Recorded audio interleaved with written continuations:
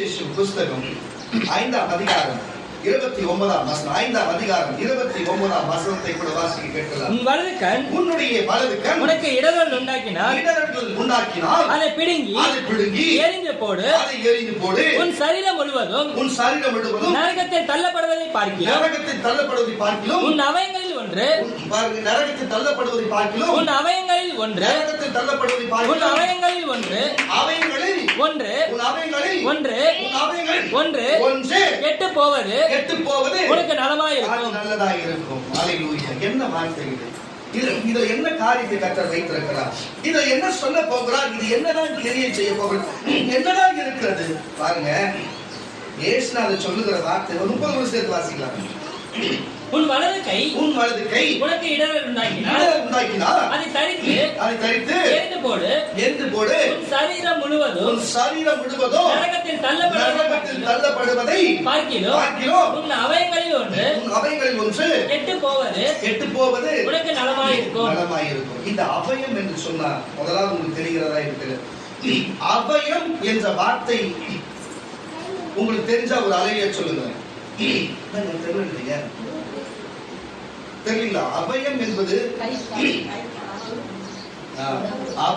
என்பது சரீரத்தில் இருக்கிற ஒரு சில உறுப்புகளில் தான் அபயம் சொல்லுகிறார்கள். ஆமாண்ணா. அப்போ அபயம் என்பது ஒரு சரீரத்தில் இருக்கிற எந்த அவயமாக எந்த உறுப்பு என்று சொல்லுவார்கள். உங்களுக்கு புரிகிறதா? அப்போ சரீரத்தின் அவயம் என்று சொன்னா உறுப்பு என்று அர்த்தம். அது உள் உறுப்பா இருக்கலாம், வெளி உறுப்பா இருக்கலாம், உள் அவயமா இருக்கலாம், வெளி அவயமா இருக்கலாம், எது வேணாலும் இருக்கலாம். ஆனா அவயம் என்பது ஒரு சரீரத்தில் உள்ள ஒரு பாகத்தை குறித்து சொல்லுவதுதான் அவயம் என்று சொல்லப்படுகிறது. அப்ப அவயம் என்று சொன்னா உங்களுக்கு என்னவென்று, உங்களுக்கு அதனுடைய பொருள் என்னவென்று உங்களுக்கு தெளிவாய் தெரிகிறது சொன்னா ஒரு அலையிலையா சொல்லுவாங்க. அப்போ தேவனாகிய இயேசு கிறிஸ்து அங்க என்ன சொல்லுகிறார் என்று சொன்னா, நீ சரீரம் முழுவதும் நீ பாவப்பட்டு இருக்கிறனா, நீ பாவப்பட்டிருந்தா மொத்தமா நரகத்தில் தள்ளப்பட வேணும். ஆனா உன் சரீரத்தில் இருக்கிற ஒரு அவயம் பாவப்பட்டதா இருந்தா பாருங்க, உன் கண் பாவப்பட்டதா ஒரு கண்ணை குட்டிக்கு போடு. உன் வலது கண் உனக்கு பாவப்பட்டதா அதை தரித்து போடு. நீ ஒரு சரீரம் முழுவதும் மொத்தமா நீ பாவப்பட்டு நரகத்தில் தள்ளப்படுவதை காட்டிலும் நீ ஒத்த கையனோடு நீ பரலோகத்தில் போகிறது நல்லதா இருக்கும். நீ ஒத்த கண்ணனோடு நீ பரலோகத்துக்கு போகிறது நல்லதா இருக்கும். ஆனா முழு சரீரத்தோட நீ நரகத்தில் தள்ளுவதை காட்டிலும் நீ ஒத்த கையனாகலும் ஒத்த கண்ண உன்னுடைய அங்க குழந்தவனாகிலும் உன்னுடைய அங்கம் மாற்றப்பட்டவனாகிலும் நீ மாற்றுத்திறனாளியா இருந்தா கூட பரவாயில்ல. ஆனா நீ பரலோகத்துக்கு போனா போதும் என்று தேவன் சொல்லுகிறார். இயேசு கிறிஸ்து போதும் என்று உன்னுடைய அவயங்களுக்குள்ள ஒன்று துண்டிக்கப்பட்டு போனாலும் பரவாயில்ல, அந்த அவயம் நரகத்தில் போகட்டும். ஆனா நீ உள்ள பரலோகத்தில் நித்திய ஜீவனை சுதந்திரித்துக் கொள்ள வேண்டும் என்று யார் சொல்லுகிறது? இயேசு கிறிஸ்து சொல்லுகிறார். மறுபடியும் வசந்த வாசியா 29 வாசி 29 அப்படியே 30 வாசி. உன் வலது கண் உனக்கு இடர்கள் உண்டாக்கினால் நல்லா கேட்டுங்க. மனுஷனுக்கு இருக்கிறது 2 கண்ணு, அது பேரு அவயம். அந்த அவயத்திலே ஒரு கண் இருக்கு. அந்த கண்ணானது ஒரு பாவத்தை செய்து வாசி இடர்கள் உண்டாக்கினால், அப்பனா பாவம் செய்து உனக்கு இடர்கள் தடுக்கி விடுகிற அளவுக்கு ஒரு பாவத்தை செஞ்சா அதை பிடுங்கி அதை உனக்கு தொல்லை கொடுக்கிறதா பிடுங்கி எரிந்து போடு. உன் சரீரம் முழுவதும் நரகத்தில் தள்ளப்படுவதை பார்க்கிறோம். உன் அவயங்களில் ஒன்று கெட்டு போவது உனக்கு நலமாய் இருக்கும். உன் வலது கை உனக்கு இடர்கள் உண்டாக்கினால் அதை தரித்து எரிந்து போடு. சரீரம் முழுவதும் நரகத்தில் தள்ளப்படுவதை பார்க்கிறோம். உன் அவயங்களில் ஒன்று கெட்டு போவது உனக்கு நலமாய் இருக்கும். அல்லேலூயா. அப்போ இது தேவன் சொல்லுகிற காரியம் என்னவென்று சொன்னா உங்களுக்கு மனுஷ ரீதியா சொன்னாலே உங்களுக்கு புரியும். சமீபத்தில் இப்போ சர்சா காக்கா அவங்க பையனுக்கு காலில் கொஞ்சம் அடிப்பட்டது ஹாஸ்பிட்டலுக்கு போயிருக்கோம். அப்ப அந்த மருத்துவமனையில பார்க்கும்போது அவங்களுக்கு பக்கத்து பெட்டில பாத்தீங்கன்னா அந்த பக்கத்து பெட்டில ஒருத்தர் காலு புண்ணாகி புழு வச்சதா இருந்ததா. நல்லா கேட்டுங்க. காலுக்கு புழு வச்சாரு, சின்ன அடிதான். அந்த அடியில பாத்தீங்கன்னா புழு வச்சு அது காலே ஃபுல்லா இன்ஃபெக்ஷன் ஆயிட்டு இருக்குது. அவங்க சொன்னா இதுக்கு மேல இது மருந்து போட்டு சரி பண்ண முடியாது. இந்த இன்ஃபெக்ஷன் ஆயிடுச்சா நீங்க ஆளே முழுமையா மறிச்சு போயிடுவாங்க. அதனால என்ன பண்ணலாம், காலை எடுத்துன்னு சொல்றாங்க. என்னக்காச்சு நாங்க எனக்கு கேட்டாங்க, ஜாமன்னு சொல்ல அவங்க ஜாமன்னு சொல்ல அது போகப்படாது. நம்ம எதுவும் மாற்றம் கட்டல. பக்கத்துல உட்காந்து நான் அதை பத்தி எதுவும் கேட்டுக்கல. எனக்கு தேவன் சொல்ல நம்ம போறது கிடையாது. இந்த மாதிரி சொன்னாங்க, சரின்னு சொல்லி கேட்டாங்க. சொன்னதான் சொல்லுகிறேன். இறுதியில இந்த காரை எடுத்துட்டு இருக்காங்க. ஆனா நான் சொல்லுகிற கர்த்தருடைய பிள்ளைகளே, அந்த காலை எடுக்கலன்னா இன்னும் 20 நாள் விட்டு வச்சிருந்தா சரீரம் முழுவதும் பரவி இருக்கும், உயிர் போயிருக்கும். இதுதான் தேவன் தெளிவாய் சொல்லுகிறார். அப்போ உன் கண் உனக்கு இடர்கள் உண்டாக்கினா உன் கண்ணை பிடுங்கி போடு. நீ கண்ணை பிடுங்கல அந்த இன்ஃபெக்ஷன் உன் தலைப்புல பரவிடும், உன் உயிரே போயிடும். உன் வலது கை உனக்கு இடர்கள் உண்டாக்கா அதை தரித்து போடு. இல்லைன்னா அதோட இன்ஃபெக்ஷன் ஏறி உன்னோட நெஞ்சு வரைக்கும் வந்து உன்னுடைய இருதயம் வரையும் வந்து இறுதியிலே உனக்கு என்ன ஆகும்? இறுதியிலே மரணத்தை விளைவிக்கும். இப்படித்தான் சரீரத்திலே பாவங்கள் வருகிறது. சுகர் வியாதி உள்ளவர்களுக்கு பார்த்தீங்கன்னு சொன்னா சின்ன புண்ணு வந்தாலும் விரல் எடுக்க வேண்டிய சூழ்நிலை, கால் எடுக்க வேண்டிய சூழ்நிலை, கைகளை எடுக்க வேண்டிய சூழ்நிலை எல்லாம் வருகிறது. உங்களுக்கு தெரிந்திருக்கும். அப்படி எடுக்காது விட்டா அது உயிருக்கே பாதிப்பை கொடுக்கும் என்று உங்களுக்கு தெரிஞ்சிருக்கும் என்று சொன்னா ஒரு அலையிலியா சொல்லலாமே, ஒரு அலையிலியா சொல்லலாமே. இப்படிப்பட்ட சுகரை போல, இப்படிப்பட்ட கேன்சரை போல, இப்படிப்பட்ட கொடிய எய்ட்ஸை போல, இப்படிப்பட்ட தொழுநோய்களை போல, இப்படிப்பட்ட காரியத்தில் இருக்கிற கிருமிகளை பார்க்கிறோம், கொரோனா வியாதியை பார்க்கிறோம். பாவம் என்பது அதை விட பொல்லாததா இருக்கிறது. பாவத்துக்கு அளவே இட முடியாது. எந்த நோயோடும் சேர்த்து பாவத்தை அளவிட முடியாது. பாவ நோய் அவ்வளவு பெரிய நோயா இருக்கிறது. ஒரு கரணம் தட்டி வரையில சொல்லுங்க, அந்த பாவ நோய் ஒரு மனிதனுடைய கண்களில் இருந்து வெளியே வராது இருந்தா கண்ணை பிடிங்கி போட வேண்டியதுதான் அவசியம். அவன் கைகளுக்குள்ள இருந்தா கையை தரித்து போட வேண்டிய அவசியம். ஏன்னு சொன்னா பாவ நோயோட இந்த பாவத்தோடு ஒரு மனுஷனாலே பரலோகத்துக்கு வரவே முடியாது. புரியுதா இல்லையா? அதனால அது தரித்து போட்டா அந்த இன்ஃபெக்ஷன் அங்கே பூமியிலே போயிடும். ஆனா அவன் பரலோகத்துக்கு வரலாம். அப்போ நீ அங்கவீனனா இருந்தாலும் சரி, நீ மாற்றுத்திறனாளியா இருந்தாலும் சரி, நீயும் நானும் பரலோகம் வர வேண்டும் என்று தேவ விருப்பமாக இருக்கிறது. இது புதிய ஏற்பாடிலே, இது புதிய ஏற்பாடிலே நீயும் நானும் வழிபடுகிற ஆண்டவராகிய இயேசு கிறிஸ்து சொன்ன வார்த்தை. அப்போ ஒரு மனுஷன் கை போனாலும் கால் போனாலும் பரவாயில்ல, ஆனா அவன் உயிர் போகக்கூடாது, அது நித்திய ஜீவனை பெற்றுக்கொள்ளணும், பரலோகத்துக்கு வரணும்ன்றது தேவ விருப்பப்படுறாரு. ஆமான்னு அவர்களே சொல்லுகிறேன். இதே பழைய ஏற்பாடுல என்ன சொல்லுகிறது பார்க்கலாமா? யாரும் தவறா எடுக்கக்கூடாது. நீங்க சொல்லுகிற வார்த்தையில் கவனிங்க. பழைய ஏற்பாடுக்கும் புதிய ஏற்பாடுக்கும் எத்தனை முரண்கள் இருக்கிறது பாருங்க. பாருங்க, ஏற்கனவே புறஜாதியாகிய நமக்கும் யூதர்களாகிய மக்களுக்கும் எத்தனை முரண்கள் இருக்கிறது.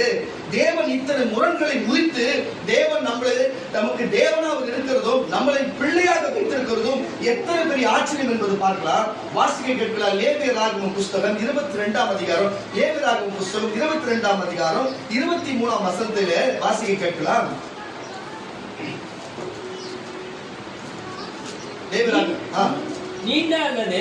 நீண்ட அல்லது குறுகின அவயமுள்ள மாட்டையும் நீ உற்சாக பலியாக இடலாம். உற்சாக பலியாக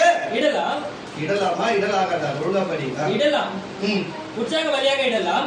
பொருத்தனைக்காக அது அங்கீகரிக்கப்பட மாட்டாது. பொருத்தனைக்காக அங்கீகரிக்கப்பட மாட்டாது. விதை நசுங்கினதையும் நொறுங்கினதையும் காயப்பட்டதையும் விதை அறுக்கப்பட்டதையும் நீங்கள் கர்த்தருக்கு செலுத்தாமலும் அவைகளை உங்கள் தேசத்திலே பலியிடாமலும் இருப்பீர்களாக. பலியிடக்கூடாது. தேவன் பலியிடாமல் இருப்பீர்களாக. அந்நிய புத்திரர் கையிலும் இப்படிப்பட்டதை வாங்கி தேவனுக்கு அப்பமாக செலுத்துவீர்களாக. அவைகளில் கேடும் பழுதும் அவைகளில் இருக்கிறது. அவைகள் உங்களுக்கு அங்கீகரிக்கப்படுகிறது இல்லை. உங்களுக்கு அதனால தேவன் கொடுக்க மாட்டார். பலனை அங்கீகரிக்கப்படுகிறதே இல்லை என்று சொல் என்றார். பாருங்க, யாருக்கிட்ட சொல்லுகிறாரு? மோசே கிட்ட சொல்லி இதை ஆரோன் கிட்ட சொல்ல வேண்டும். ஆரோனுடைய வம்சம் தான் தேவனுக்கு பலி செலுத்துகிற காரியத்தை அவங்க முன்னிட்டு செய்கிறாங்க. அப்ப இதுல இருந்து என்ன உங்களுக்கு நான் சொல்ல வரேன்னா, தேவனுக்கு பலி செலுத்துகிற ஒரு காரியத்துல பாருங்க, கை கொஞ்சம் நீளமா இருந்தாலும் கால் கொஞ்சம் நீளமா இருந்தாலும் பாருங்க, சொறி குச்சது இருந்தாலும் அது மூலமா இருந்தாலும் குள்ளமா இருந்தாலும் உயரமா இருந்தாலும் இப்படிப்பட்ட அங்கவினமா இருக்கிற எந்த ஒரு காளையோ எந்த ஒரு கடாவையோ எந்த ஒரு உயிர் பலிகளை எங்க தேவனுக்கு பலி செலுத்தக்கூடாது, பொருத்தனை பலியை செலுத்தக்கூடாது. அப்படி செலுத்தினாலோ இல்ல அன்னிகிட்ட வாங்கி தெரியாத பண்ணாங்களோ அது அங்கீகரிக்கப்படாதுன்றாரு. அப்பதான் தேவன் அந்த அங்கீகரிக்க மாட்டாரு. அல்லேலூயா, அங்கீகரிக்க மாட்டார் என்பதை தெளிவாக சொல்லுகிறார். மறுபடியும் 23 வாசியார் வாசம். நீண்ட அது முன்னாடி வசனம் வாசி. அது ஏன் சொல்றாரு பாருங்க. ஒருவன் விசேஷித்த பொருத்தனையாவது, நல்லா கேட்டுங்க, விசேஷித்த பொருத்தனையாவது, உற்சாகமாவது கர்த்தருக்கு மாடுகளிலும், நல்லா கேட்டுங்கப்பா, என்னப்பா, மாடுகளிலும் சமாதான பலிகளை செலுத்த போனால், நல்லா கேட்டுங்க, செலுத்த போனா அது அங்கீகரிக்கும்படி, அது பாருங்க, ஒரு காரியத்தை நம்ம செய்யறோம்னா அந்த பலிகளை சத்தம் தேவன் அங்கீகரிக்கணும், அவருக்கு பிடிச்சிருக்கணும். அப்படின்னா அவர் அங்கீகரிக்கணும். வாசி விட்டது வந்து அது அங்கீகரிக்கும்படி ஒரு பழுதும் இல்லாமல், ஒரு பழுதும் கூடாது, ஒரு பழுதும் இல்லாம உத்தமமா இருக்க வேண்டும், உத்தமமா இருக்கணும். குருடு, நெரிசல், முடம், கலலை, சொறி, புண் முதலிய பழுதுள்ளவைகளை நீங்கள் கர்த்தருக்கு செலுத்தாமலும் அவைகளாலே கர்த்தருக்கு பலிபீடத்தின் மேலே சகல பலியிடாமலும் இருப்பீர்களாக. நீண்ட அல்லது குறுகின அவயமுள்ள ஆட்டையும் நீங்கள் உற்சாக பலியாக இடலாம். பொருத்தனைக்காக அது அங்கீகரிக்கப்பட மாட்டாது. அங்கீகரிக்கப்படாது. விதை நசுங்கினதையும் நொறுங்கினதையும் காயப்பட்டதையும் விதை அறுக்கப்பட்டதையும் நீங்கள் கர்த்தருக்கு செலுத்தாமலும் அவைகளை உங்கள் தேசத்திலே பலியிடாமலும் இருப்பீர்களாக. பலியிடவே கூடாது. அந்நிய புத்திரன் கையிலும் இப்படிப்பட்டதை வாங்கி தேவனுக்கு அப்பமாக செலுத்தீர்களாக. அவைகளில் கேடும் பழுதும் அவைகளில் இருக்கிறது. அவைகள் உங்களுக்காக அங்கீகரிக்கப்படுகிறதில்லை என்று சொல் என்றார். புரியுதா இல்லையா? அப்போ இப்படிப்பட்ட அங்கவீனம் உள்ள, இப்படிப்பட்ட சொலிசரங்கள் உள்ள, இப்படிப்பட்ட கண்ணிலே பூ விழுந்த, இப்படிப்பட்ட கை உடைந்த, கால் உடைந்த, இந்த மாதிரி காரியத்தில் இருந்து இருக்கிற எந்த ஆட்டையோ கடாவையோ இல்ல மாட்டையோ எதையுமே தேவன் அங்கீகரிக்கிறது இல்ல. ஒரு புறச்சாதிய அந்நியம் கிட்ட இருந்து வாங்குறது கூட தேவன் அங்கீகரிக்கிறது இல்லைன்றார். அப்போ அவருக்கு கொடுக்கிற பலியை அவர் அங்கீகரிக்க மாட்டார். பழைய ஏற்பாட்டுல கொடுக்கிற பலி கூட நல்ல உயரமா இருக்கணும், நல்ல அவர் சொன்ன அளவில் இருக்கணும், அது உயரமா இருக்கணும், நல்ல ஒரு குறிப்பிட்ட எடை இருக்கணும், அது எந்த ஒரு சொலிசரங்கள் கூட சுத்தமா இருக்கணும் என்று அவ்வளோ எதிர்பார்த்து அதுக்கப்புறம் செய்கிற பலியை அவர் ஏற்றுக்கொள்கிறார் என்று சொன்னா, அப்போ அங்கவீனம் உள்ளது எதையுமே அவர் ஏற்றுக்கொள்ள மாட்டாரு. அப்போ அவயத்திலே எந்த குறைகள் இருந்தாலும், நல்லா கேட்டுங்க, சரீரத்திலே அவயத்திலே எந்த குறைகள் இருந்தாலும் நான் ஏற்றுக்கொள்ள மாட்டேன் அந்த பலியை கூட சொல்றாருன்னா, ஆனா இயேசுநாதர் இங்க என்ன சொல்றாரு? அப்பா, உன் கண் உனக்கு இடர்கள் உண்டாக்கினா உன் அவயத்திலே அதுக்கு கண்ணை பிடுங்கி போடு, நீ பரலோகத்துக்கு வா. உன் வலது கை உனக்கு இடர்கள் உண்டாக்கினா உன் கையை தரித்து போடு, நீ பரலோகத்துக்கு வா. புரியுதா இல்லையா? உங்களுக்கு புரியுதா இல்லையா? பழைய ஏற்பாட்டிலே ஒரு ஆடு மாடு பலிகளை செலுத்த கூட சில ஒழுங்குமுறைகள் இருந்து அங்கவீனம் உள்ளதை வரவில்லை. ஆனா நம்ம ஏற்கனவே இயற்கையாவே நம்ம பண்ற தவறு அங்கவீனமா தான் இருக்கிறோம். படிக்கும் போது அவங்க எப்படி படிச்சாலும் இன்னைக்கு எதெல்லாம் நம்ம பயன்படுத்தி எதெல்லாம் செய்யக்கூடாதெல்லாம் செஞ்சு என் சரீரத்துல என்னென்னலாம் மாற்று காரியங்களை பண்ணி நம்ம என்னென்னலாம் பண்ணி நம்ம நம்ம தேவன் உண்டாக்கி கிட்டத்தட்ட பாத்தீங்கன்னா சுமார் 6000 வருஷத்துக்கிட்ட ஆக போகுது. அப்ப அந்த 6000 வருஷத்துல மனுஷனுடைய பரிமாற்றத்துல எத்தனையோ மாறுதல் வந்திருக்கிறது. 1990ல வாழ்ந்த மக்களுடைய முகமும் இப்ப நமக்கு முகம் ஒண்ணு போல இருக்கிறதா? அது மட்டும் இல்ல, 80களில் வாழ்ந்த, 70களில் வாழ்ந்த, ஏன் 60களில் வாழ்ந்தவருடைய புகைப்படத்தை நம்மளே வச்சு பார்த்தா முகம் நம்மளும் ஒத்து போகிறதா? அவங்க நிறம் எப்படி இருந்தது, அவங்க போட்டுக்கிற ஆடைகள் எப்படி இருக்கிறது, அவங்க சரீரம் எப்படி இருக்கிறது? ஆமானவர்களே சொல்லுகிறேன், இப்ப இருக்கிற சரீரத்துல பச்சை குத்தாத யாரா, டேட்டு குத்தாத எதோ பொண்ணுங்க இருக்குதா? டேட்டு குத்தாத பொண்ணு இருக்கிறதா? சொல்லுங்க, நீங்க சொல்லுங்க. இல்ல அப்படி டேட்டு குத்தாத பசங்க இருக்கிறாங்களா? அவங்க சரீரத்துல தேவன் உண்டாக்கும் பொழுது அவங்க சரீரம் முழுவதும் ஆரோக்கியமா இருந்தது. பாருங்க, எந்த ஆம்பளை பசங்களை நீங்க பிடிச்சி பிளட் டெஸ்ட் பண்ணி வச்சுங்களேன், எவனுடைய பிளட்ல இருக்கிற ரத்தத்திலே ஆச்சு அங்க ஆல்கஹால் கண்டென்ட் இல்லாம இருக்கிறா பாருங்க. பொண்ணுங்க ஃபுல்லா பச்சை குத்துறது, ஆண்கள் ஃபுல்லா பாத்தீங்கன்னா ஆல்கஹால் கண்டென்ட் இருக்கிறது. இது எல்லாம் இதெல்லாம் வந்து நல்ல சரீரமா? சரீரம் இதெல்லாம் நல்ல சரீரமா? இதுல ஒரு ஆடு மாடு இருக்குது, அதுக்குள்ளே இந்த மாதிரி எல்லாம் இருந்தா தேவன் ஏற்றுக்கொள்வாரா? சொல்லுங்க, சொல்லுங்க. அப்ப இப்படிதான் நம்ம வாழ்ந்து கொண்டிருக்கிறோம் கர்த்தருடைய பிள்ளைகளே. பாருங்க, நம்ம சரீரத்தை நம்ம கொடுத்தா நம்ம சரீரத்துல நம்ம கேடான காரியத்தை செய்து நம்ம இப்படி செய்து தேவன் ஏற்றுக்கொள்வாரா? நீங்க கூட நீயும் நானும் கூட ஒரு பரவாயில்ல, பல இடத்துல நம்ம காதை கட் பண்ணிக்கிறதும், மூக்கு கட் பண்ணி கண்ணோட நிறத்தை மாத்திக்கிறதும், எத்தனை விதமான காரியம். விரல கட் பண்ணி 5 விரலுக்கு 4 விரல மாத்திக்கிறது நீங்க பாத்துக்கிறீங்களா? சரீரம் முழுவதிலும் பாத்தீங்கன்னா பச்சை குத்தி விரோதம். அப்படிப்பட்ட ஒரு ஆளை ரட்சிக்க பண்ணி அது மாத்தி இப்போ ஒரு அது ரட்சிக்கப்பட்ட ஒரு ஊழியக்காரா இருக்கிறாரு. இப்போ எதுக்கு சொல்ல மூக்க மாத்திக்கிறது, கடவுள் கொடுக்கப்பட்டது எல்லாத்தையும் மாத்தி, இதெல்லாம் அங்கவீனமா இல்லை சொல்லுங்க. சமீபத்தில் ஒரு பையன் கண்ணு ப்ளூ கலரா மாத்தி நாக்க ரெட்டையா வெட்டி போலீஸ் சாத்திட்டு விட்டு போயிருக்கிறான். அவன் பண்றதுல அவன் 4 பேர் பண்ணி விட்டு இருக்கிறான். புரியுதா? இதெல்லாம் அங்கவீனமா தெரியல. இதெல்லாம் வந்து பலிகளுக்கு ஆகுமா? இதெல்லாம் பலிகளுக்கு ஆகுமா? நீங்க சொல்லுங்க. இதெல்லாம் பிரயோஜனப்படுமா? நான் சொல்லுகிறேன், இப்படி இருக்கிற மனுஷர்கள் கடவுள் நம்மளை எப்படி உண்டாக்கி வச்சிருக்கிறாரு.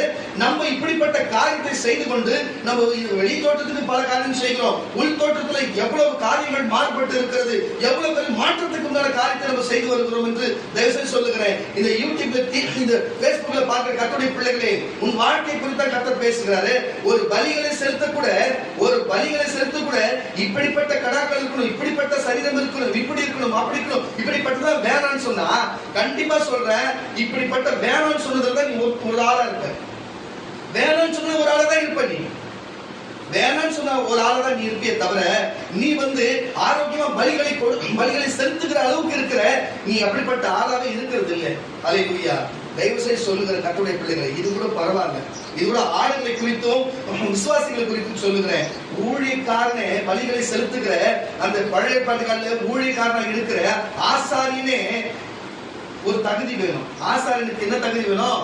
அவனும் உயரமா இருக்கணும், அவனும் கொஞ்சம் அகலமா இருக்கணும், அவனும் நிறமா இருக்கணும், அவனும் வந்து கண்ணு நல்லா இருக்கணும், கை நல்லா இருக்கணும், கால் நல்லா இருக்கணும், வார்த்தைகள் தெளிவா பேசணும், பரிசுத்தமா இருக்கணும். அது மட்டும் இல்லாத அவன் வந்து எந்த வம்சத்துல பிறந்திருக்கணும்?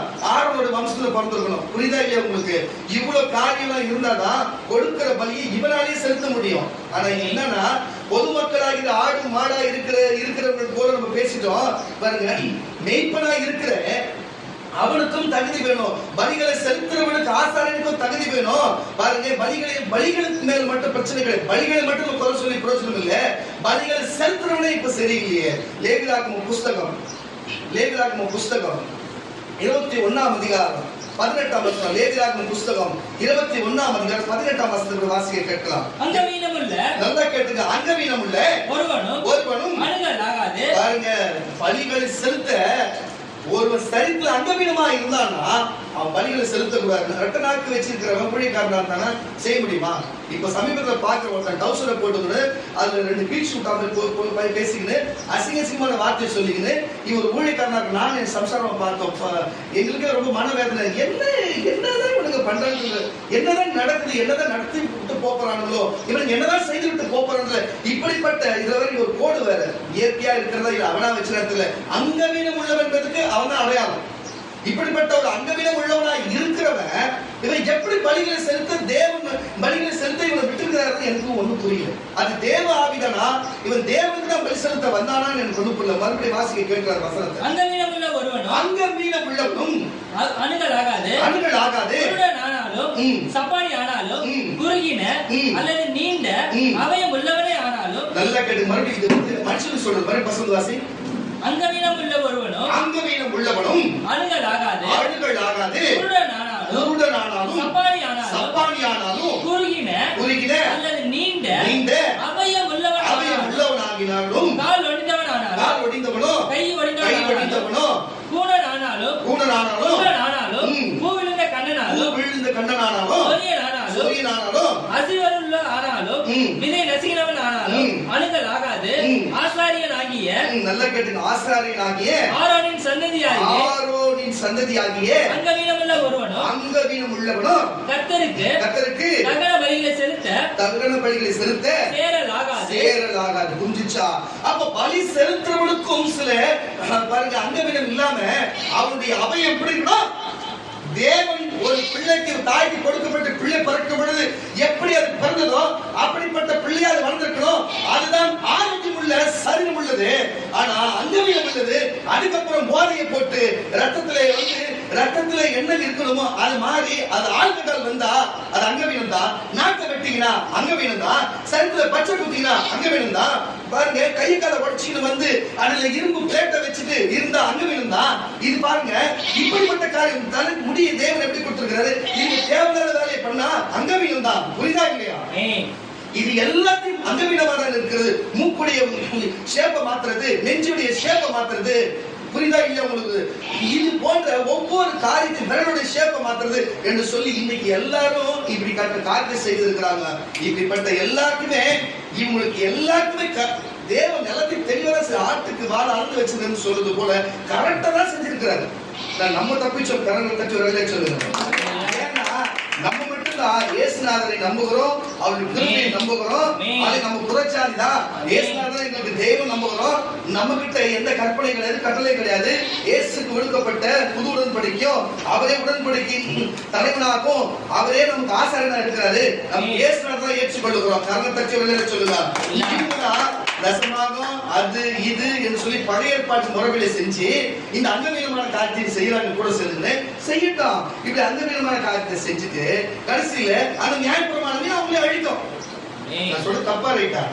இந்த நியாயப்பிரமாணத்தின்படி இப்ப நான் பழைய ஏற்பாடு நியாயப்பிரமாணத்தின் வாசிக்கிறேன், நியாயப்பிரமாணத்தின்படி செய்கிற கட்டளையின்படி செய்கிற காரியத்தை தான் பேசுறேன். அப்போ ஒருத்தர் அங்கவீனமா இருந்தா அவன் எப்படி சபைக்குள்ள வரலாம், சபைக்குள்ள வந்து எப்படி பாஸ் ஆக முடியும்? அங்கவீனமா இருக்கிற ஒரு ஆட்டுக்கடாவையும் எதையோ தேவன் எப்படி பலிகளை ஏற்றுப்பாரு, எப்படி பரலோகத்துக்கு ஏற்றுப்பாரு, புரியுதா இல்லையா? அப்ப நியாயப்பிரமாணத்தின்படி தவறு தானே அது. அப்ப அந்த நியாயப்பிரமாணம் என்ன பண்ணலாம், நியாயம் தீர்க்கும். ஆனா நம்ம அதை பத்தி கண்டுக்கிறதே கிடையாது. எங்களுக்கு நாங்க விசுவாசத்தின் பிரமாணம் நம்ம புறச்சாதி எங்களுக்கு சமத்துல எங்க இயேசு நடத்தாத வீட்டுல நாங்க இயேசுவை நம்புறோம் அப்படின்னு நம்ம போறதால நமக்கு இதை பத்தி ஒன்னும் பிரச்சனை கிடையாது. ஆனா இது நம்புறவங்களுக்கு இதுவே தான் அழிக்கும். அவர் பேசுற வார்த்தையில தான் அழிக்க போகிறது. கருத்தற்றி வெளியில சொல்லுவோமாக. அப்போ ஒரு மனுஷன் பாருங்க தேவனுக்கு பலிகளை செலுத்துகிற ஆட்டுக்கடாவோ இல்ல மாடோ இல்ல மற்ற எந்த விலகா இருந்தாலும் பலிகளுக்கு செலுத்தப்படுற பலிகளும் எப்படி இருக்கணும், சுத்தமா இருக்கணும், பரிசுத்தமா இருக்கணும், ஆரோக்கியமா இருக்கணும். ஆமா, நான் ஒரு கருத்தற்றி அப்ப பலிகளை செலுத்துகிற ஒரு ஆசாரி எப்படி இருக்கணும், அவனும் சுத்தமா பரிசுத்தமா தேவன் சொன்னபடியே அவனும் இருக்கணும். அதுதான் சரி. ஆனா இப்போ இருக்கிற காலகட்டத்துல பாருங்க, ஆடுகளா இருக்கிற பலிகளை செலுத்தப்படுற ஆடுகளா இருக்கிற ஜனங்களும் அப்படித்தான் இருக்கிறது. அந்த ஆசாரியனை இருந்து மேய்ப்பனா இருக்கிற மேய்ப்பனும் அங்கவீனமா இருக்கிறான்.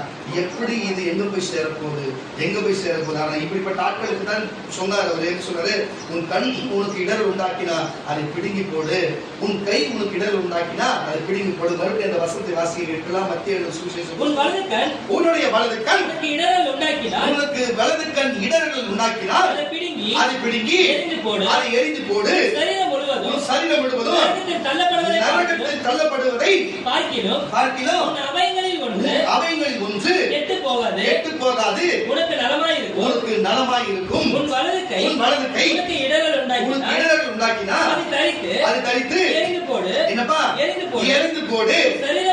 சரீரம் முழுவதும் நரகத்தில் தள்ளப்படுவதை பார்க்கிறோம். அவைகளில் ஒன்று கெட்டு போவது உனக்கு நல்லதா இருக்கும். இந்த மாதிரி காரியத்தை விட்டுடுறாயப்பா, இதெல்லாம் வேணாடா, இது அது போட்டோம், நீ மட்டும் வந்தா போதுதான்னு சொல்லி தேவன் எவ்வளவு மன உருக்கமாய் இறங்கி இவங்க இந்த மாதிரி காரியத்தை செய்வார்கள் என்று அவர் அறிந்து 1000 ஆண்டுகளுக்கு முன்பே இப்படிப்பட்ட மத்திய சுவிசேஷ புஸ்தகத்துல இந்த காரியத்தை சொல்லியிருக்கிறான்னு சொன்னா இன்றைக்கு இவங்க இந்த காரியத்தை செய்யறாங்கன்னா இது தெரிஞ்சுதான் அவர் சொல்லுகிறார். அப்போ உன் கண்ணுல வந்து நீ வந்து ப்ளூ கலரா மாத்திப்ப, கண்ணுக்கு தேவன் கொடுக்கப்பட்ட கண்ணு நீ மாத்திப்ப, உன் கையை வந்து விரல மாத்திப்ப, உன் கையோட சேப்பை மாத்திப்ப, நீ இப்படிப்பட்ட காரியத்தை ஆம்ஸ் வரணும்னு சொல்லி இன்ஜெக்ஷன் போட்டு ஆம்ஸ் வர வச்சுப்ப, அப்புறம் சாவ. இது போன்ற பல காரியங்கள் உங்களுக்கு இருக்கிறது. உங்களுக்கு எத்தனையோ ஸ்டெராய்டு ஊசினால ஊசி போட்டு உடம்பு ஏத்தன்னு சொல்லி உடம்போட அங்கவீனமாக்கி சத்தங்களும் உண்டு. ஆமானவர்களே சொல்லுகிறேன், தன்னுடைய கண்களை நிறமாற்ற சத்தங்கள் உண்டு. உதடுகளை வந்து பெரிதாக மாற்ற வேண்டும் என்று, மூக்க வந்து மாற்ற வேண்டும் என்று சொல்லி இதெல்லாம் அங்கவீன காரியம் தானே. தேவன் படைக்கும் பொழுது எப்படி ஆச்சரியமா நம்மளை படைச்சாரு தெரியுமா? சங்கீதக்காரன் தாவீது சொல்றாரு, நம்மளை படைக்கும் பொழுது அவ்வளவு ஆச்சரியமான காரியத்துல படைச்சிருக்கிறாரா. தேவன் நம்மளை உருவாக்கும் பொழுது அப்படிப்பட்ட ஒரு ஆச்சரியமான ஒரு அதிசயமான காரியத்தை நம்ம உருவாக்கி இருக்கிறாராம். அப்பவே தெரிஞ்சது இது என்னோட பிள்ளைகள் என்று சொல்லி, கர்த்தருடைய பிள்ளைகளே. ஆனால் பிறந்து இந்த ஜனங்கள் அவருடைய துதியை சொல்லும் என்று சொன்னா, அவரை ஆராதிக்கும் என்று சொன்னா, பரலோகத்துக்கு சுத்தமா போகும் என்று சொன்னா, இறுதி அங்கவீனத்தோடு நரகத்துக்கு போக ஜனங்கள் காத்திருக்கிறது. சங்கீதக்காரன் தாவீது சொல்லுகிறார், சங்கீதங்களின் புஸ்தகம் 139 சங்கீதம் 16, சங்கீதம் 139 சங்கீதம் 16 சொல்லப்படுகிறது. வாசிக்க கேட்கலாம். சங்கீதம் 139 சங்கீதம் 16. என் கருவை ஒரு நிமிஷம் தேவசரத்துல 2 பேர் இருக்காங்களா? நீங்க மத்திய இருக்கீங்களா இல்லையா? ஆமான்னு சொல்லுங்கம்மா. நான் அலையில சொல்லுங்க. நீங்க மத்திய சுவிசேஷ புத்தகம் நீ வாசிங்க. என் கருவை உம்முடைய கண்கள் கண்டது என் அவயங்களில் ஒன்றாகிலும் என்னப்பா என் அவயங்களில் ஒன்றாகிலும் இல்லாத போதே அவைகள் அனைத்தும் நல்லா புரிஞ்சு கொள்ளுங்க. சரீரத்தில் இருக்கிற பாருங்க, சரீரம் இருக்கிறது. சரீரத்துல உறுப்பு சொல்லப்படுகிறோம் அவயம். புரியுதா இல்லையா? அந்த அவயம் உருவாவதற்கு முன்பே இல்லாத போதே அவைகள் அனைத்தும் உருவெடுப்ப நாட்களுக்கும் என்னப்பா உருவெடுப்ப நாட்களுக்கும் உமது புஸ்தகத்திலே எழுதியிருந்தது. புஸ்தகத்திலே எழுதியிருக்கிறது. தேவனுடைய நம்ம தேவன் பாருங்க, நம்ம உறுப்புகளும் நம்மளுடைய அவைகளும் சேர்வதற்கு முன்பே நமக்கு தெரிஞ்சிருக்கிறாரு. அப்ப தேவன் நம்ம நல்லா வாழணும், நம்ம பரலோகத்துக்கு வரணும்னு புரிஞ்சிருக்க மாட்டாரா? நம்ம வாழ்க்கையை நம்மளே கெடுத்துக்கிட்டு இந்த மாதிரி செய்கிற கட்டளை பிள்ளைகளே பாருங்க, அநேக பீடி, சிகரெட்டு, ஆன்ஸ், வெத்தலை பாக்கு, குட்கா போன்ற காரியத்தை ஆண் மக்கள்கள் இதை செய்து குடித்து வெறுத்து இப்படிப்பட்ட காரியத்தை செய்து இறுதியில போய் விபத்து பண்ணி அது கையில போட்டு அது பிளேட்டை வச்சு இப்படிப்பட்ட சரித்தை அங்கவிடமாய் மாற்றிக் கொள்ளுகிறீர்களே கர்த்தருடைய பிள்ளைகளே. ஒரு தாயோட வயிற்றுல ஒரு பிள்ளை வந்தா அது எப்படின்னா இருக்கட்டும்பா, அது குருடா இருக்கட்டும் எதுவா இருக்கட்டும் போட்டோம், அது பிரச்சனை கிடையாது. தேவன் அதை பார்த்துக் கொள்வார், பரலோகம் போயிடும், எந்த மாற்றம் இல்லை. நீ நல்லா இருக்கிறத போயிட்டு நீ குடிச்சு குடலை வெந்து போக வச்சு, ஈரலை வெந்து போக வச்சு, கிட்னி வெந்து போக வச்சு, ஹார்ட் அட்டாக் வர வச்சு உன் சரித்தை காப்பாத வச்சிருக்கிறியே, அப்ப அதுல தருவினம் வருது. அது பேர் என்னையா? அதுதான் அங்கவீனம். அதுதானே அங்கவீனம். தேவன் தாய் வயிற்றுல இருக்கும் பொழுது நீ பிறக்கும் பொழுது எப்படி பிறந்தாலும் அதுதான் ஒரிஜினல், அதான் உண்மை. நீ எப்படி வேணா இரு, உன் தாயினுடைய வயிற்றுல நீ பிறந்தினா அதுதான். அதுல அப்படி என்ன வேணா நடக்கட்டும், அது தேவனாச்சு, மற்றவங்க அது தேவனுக்கும் அவருக்கும் சம்பந்தம் அந்த நபருக்கும். ஆனா நல்லா இருக்கும் போது நீங்க இப்படி செய்தீங்களே, இது நியாயமா? சகோதரிகள் செய்கிறது நியாயமா? காதை மாற்றிக் கொள்ளுகிறதோ, கழுத்தை மாற்றிக் கொள்ளுகிறதோ, நெஞ்சை மாற்றிக் கொள்ளுகிறதோ, முடியை மாற்றிக் கொள்ளுகிறதோ, இப்படிப்பட்ட காரியத்தை செய்து இவர்கள் எல்லாருமே அங்கவிடரை போல இருக்கிறார்களே. இவர்கள் பார்வைக்கு இவர்கள் பார்க்க சந்தோஷமாகவும் பார்க்கறதுக்கு கலைஞத்தோடுமா இவங்க பார்க்க அழகாகவும் இவங்களுக்கு இருக்கிறார்கள் என்று இவர்களுக்குள்ளே எண்ணம் இருக்கலாம். ஆனா பரலோகம் நம்மளை பார்க்கும் பொழுது அங்கவிடமா இருக்கும். பரலோகம் நம்மளை உண்டாக்கி வைக்கும் பொழுது என்ன காரியத்துல இருந்தோமோ இன்றைக்கு அப்படி இல்லை. நம்ம அப்படிப்பட்ட உணவுகளை நம்ம சாப்பிடுறதுல, அப்படிப்பட்ட உடைகளை நம்ம அணிகிறதுல இன்றைக்கு நம்ம சரீரம் அப்படி இல்லை. இதெல்லாத்துக்கும் காரணம் என்ன? நம்மளே கெடுத்துக்கிற காரியமா இருக்கிறது. தயவு செய்து புரிஞ்சு கொள்ளுங்க கர்த்தருடைய பிள்ளைகளே. சகோதரிமார்கள் பச்சை குத்துறதோ, சகோதரிமார்கள் சில காரியத்தை சொல்லி உருவத்தை மாற்றிக் கொள்ளுகிறதோ, இதெல்லாம் வேணாம். இதெல்லாம் வேணாம். டிவியில் பார்க்கிற கர்த்தருடைய பிள்ளை வேணாம். சகோதரமார்கள் சொல்லுகிறேன், போதை வஸ்துக்களை பயன்படுத்தி நம்ம சரீரத்தில் இருக்கிற குடல் வந்து போகிறது, குடல் வந்து கிட்னி போகிறது, நுரையீரல் போகிறது போன்ற பல காரியம் ரத்தத்துல என்ன ரத்த அணுக்களும் வெள்ளை அணுக்களும் இது போன்ற சில மினரல்ஸ் இப்படிப்பட்ட காரியம் நமக்குள்ள இருக்கிற இடத்துல நம்ம பல காரியம் செய்து ஆல்கஹால் என்ற ஒரு புது காரியத்தை உள்ள அனுப்பி அது உடம்புக்குள்ள ஓட வச்சு டெஸ்ட் பண்ணி பார்த்தா ஆல்கஹால் கண்டென்ட் இவ்வளவு இருக்குன்னு சொல்ற அளவுக்கு வச்சிருக்கிறீங்களே, இதெல்லாம் நல்லதா? இதெல்லாம் வந்து இந்த ஆரோக்கியமான காரியமா இருக்குமா? சொல்லுங்க, ஒரு ஆரோக்கியமான காரியமா இருக்குமா?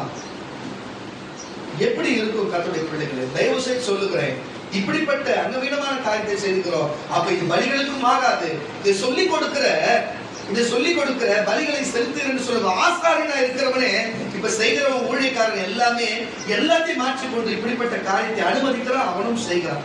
இதெல்லாம் நியாயமா? இதெல்லாம் நியாயத்துக்கு வருமா? இதெல்லாம் சரியா இருக்குமா? சொல்லுங்க கர்த்தருடைய பிள்ளைகளே. நீங்க என்னவா இருக்கிறீங்க? நீங்க என்னதான் யோசிக்கிறீங்க? என்னதான் பண்ணலாம் நினைக்கிறீங்க? உங்களுடைய எண்ணம் எப்படித்தான் இருக்கிறது? என்னடா இன்னைக்கு நம்ம பேசுகிற காரியமே புரியல, நமக்கு என்ன சொல்றாருன்னு நமக்கு புரியலன்றதுதான் இருக்குதா? சரீரம் இருக்குது, சரீரத்துல அவயத்தை குறிச்சு பேசுறோம். அவயம் என்ன? உறுப்பு. புரியல? இந்த உறுப்பினர் சொல்லுவாங்க, கேள்விப்படுறீங்களா? என்னத்துக்கு அந்த வார்த்தை வருது? உறுப்பினர் என்ன வார்த்தை வருது? அப்போ அவங்க ஒரு சரீரமா இருக்கிறாங்க. சரீரத்தில் இருக்கிற ஒவ்வொரு அவையும் தான் உறுப்பினரா இருக்கிறாங்க.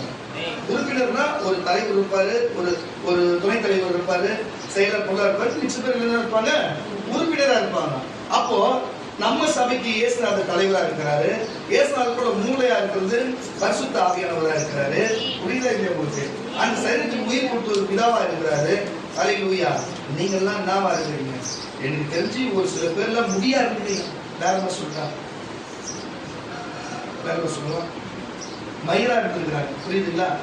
மயிர் என்ன பண்ணுவாங்க, மயிர் என்ன பண்ணுவாங்க, வெட்டி போட்டுருவாங்க தேவையான வந்ததுக்கு அப்புறம். மயிர் கட்டு, நான் சொல்ல தப்பா நினைச்சு, தமிழ்ல எந்த வார்த்தையும் தப்பான கிடையாது. வேத வசனம் மயிர் கட்டளிக்கப்பட்டது இருக்குது. அதனால சொல்றேன். உடனே என்ன மாதிரி டப்பிங் பண்ற போறீங்க, கழுதை தட்டி விடல சொல்லுங்க. அப்போஸ்தலர்கள் மயிர் கத்தரித்துக் கொண்டாலும் வேத வசனம் சொல்லுகிறது. எதுக்கு சொல்லணும், அப்பதான் புரியணுக்காக சொல்லுகிறேன். அல்லேலூயா. அப்போ பாருங்க, பயன்படாத காரியமா இருக்கக்கூடாது. அநேகர் வருவார்கள், அநேகர் இருப்பார்கள். திடீரென்று நம்மளோட உபதேசம் அவங்களுக்கு போதுமான அளவா இருக்காது, போய்விடுவார்கள். அப்போ சபையில சரீரத்திலே அங்கத்துல எனக்கு அது இல்ல, இங்க வச்சு சொல்லலாம். அப்போ வேணாம் கொஞ்சம் கத்தரிச்சுக்கலாம்ல. அப்ப இது ஒரு அவயம் தானே. அப்ப தாடை இருக்குது, தாடைக்கு மேல தாடி இருக்குது, அது ஒரு அவயம் தானே. ஆனா நான் என்ன சொல்லுவேன், தயவு செய்து நீங்க அவயமா இருந்தா இருதயமா இருங்க, நீங்க இருந்தா கண்ணா இருங்க, நீங்க இருந்தா காதா இருங்க, நாம இருக்காதீங்க. புரியுதா இல்லையா? நாம மட்டும் இருக்காதீங்க, காலா இருங்க. ரொம்ப ரொம்ப நல்லது, காலா இருங்க. நான் வந்து நம்ம சபையில காலா இருக்கிற தெரியுமா உங்களுக்கு? புரியுதுங்களா? நான் ஒரு காலு, என் மனைவி ஒரு காலு, விக்கி இடுப்பா இருக்கிறான். புரியுதுங்களா? ஏன்னா அந்த கால் தான் தாங்கி நிற்குது எல்லாத்தையும். அல்லேலூயா. எதுக்கு இதை சொல்லுங்க கர்த்தருடைய பிள்ளைகளே? அவயம் இருக்குது. அந்த அவயத்துல நீங்க எந்த அவயமா இருக்கிறீங்க நீங்களே யோசனை பண்ணி பாருங்க. கத்தரித்து போடப்படுகிற அவயமா இருந்தா அது வளரும் போயிடும், வளரும் போயிடும், வரும் போயிடும், வரும் போயிடும். ஆனா கண் சாகர வரைக்கும் இருக்கும், கால் சாகர வரைக்கும் இருக்கும், கால் சாகர வரைக்கும் இருக்கும். அல்லேலூயா. கரங்களை தட்டி அல்லேலூயா சொல்லுங்க. அப்ப நீங்க இயேசுன சபைக்கு தலையா இருக்கிறாரு, பரிசுத்தர் மூளையா இருக்கிறாரு, ஜீவன் கொடுக்க பிதா இருக்கிறாரு. நான் காலா இருக்கிறேன், மனைவி காலா இருக்கிறா, விக்கி இடுப்பா இருக்கிறா. நீங்கள் காதா இருக்கிறீங்க, கண்ணா இருக்கிறீங்க, மூக்கா இருக்கிறீங்க, இருதயமா இருக்க, உள்ள இருக்கிற வாயா இருக்க, உதடா இருக்கிறீங்க. நீங்களே உங்களை பிரிச்சு நீங்களே சேர்த்துக் கொள்ளுங்க. அப்போ ஒரு சரீரம் சொன்னா அவயம் எல்லாமே முக்கியமா இருக்கிறது. அப்ப அவயம் முக்கியம். காது இல்லாம இருந்ததுன்னா அவயம் எல்லாமே இருந்து பிரோஜனம் இருக்காது, எல்லாமே இந்த கண்ணு இல்லைன்னா பிரோஜனம் இருக்காது, எல்லாம் இந்த இருதயம் என்ன துடிப்பு இல்லாத இருக்குமே. புரியுதா இல்லையா உங்களுக்கு? அப்ப ஒரு கால் மட்டும் இல்லைன்னா நடக்க முடியுமா? எல்லாமே அவசியமா இருக்குது கர்த்தருடைய பிள்ளைகளே. கரண்ட் தட்டி விளையா சொல்லுமா, நீங்க என்னவா இருக்கிறீங்க, தேவன் உங்களை என்னவா வச்சிருக்கிறாரு, நம்ம என்னவா இருக்கிறோம்? நம்ம பிசாசுடைய சரீரத்துக்கு அவயமா இருக்கிறோமா, பிசாசுடைய வேலைக்காரர்களுக்கு நம்ம அவயமா இருக்கிறோமா, இல்ல அவன் நமக்குள்ள அவயமா இருக்கிறானா, இல்ல நம்ம தேவனுடைய சரீரத்துல அவயமா இருக்கிறோமா என்று இப்ப பிரசங்கிக்கும் பொழுது நீங்களே உங்களை சுதாரிச்சு யோசனை பண்ணி பாருங்க. கர்த்தருடைய பிள்ளைகளே, நீங்களே உங்களை யோசனை பண்ணி பாருங்க. வாசிக்க கேட்கலாம் யாக்கோபின் புஸ்தகம், யாக்கோபு எழுதின நிருபங்கள் 3ஆம் அதிகாரம், யாக்கோபு எழுதின நிருபங்கள் 3ஆம் அதிகாரம் 5-6 வாசிக்க கேட்கலாம். யாக்கோபு எழுதின நிருபங்கள் 3ஆம் அதிகாரம் 5-6 வாசிக்க கேட்கலாம்.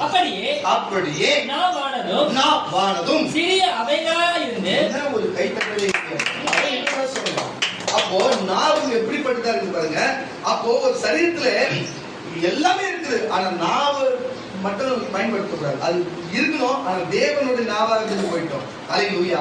நம்ம அப்படி இருக்கக்கூடாது. ஏன்னா நாவு தான் பாருங்க ஒரு காட்டை கொளுத்துகிற வத்தி குச்சி போல. எப்படி ஒரு காடுனா அது கொளுத்துகிற ஒரு வத்தி குச்சி போல, நெருப்பை போல கொளுத்தி விட்டு ஜிகி ஜிகி ஜிகி ஜிகின்னு எரிய வைக்கிற அளவுக்கு இருக்கிறதா. அல்லேலூயா. அப்ப நாவின் நிமித்தம் தான் இந்த நாவு பேசிட்டு உள்ள போய் உட்காரும்.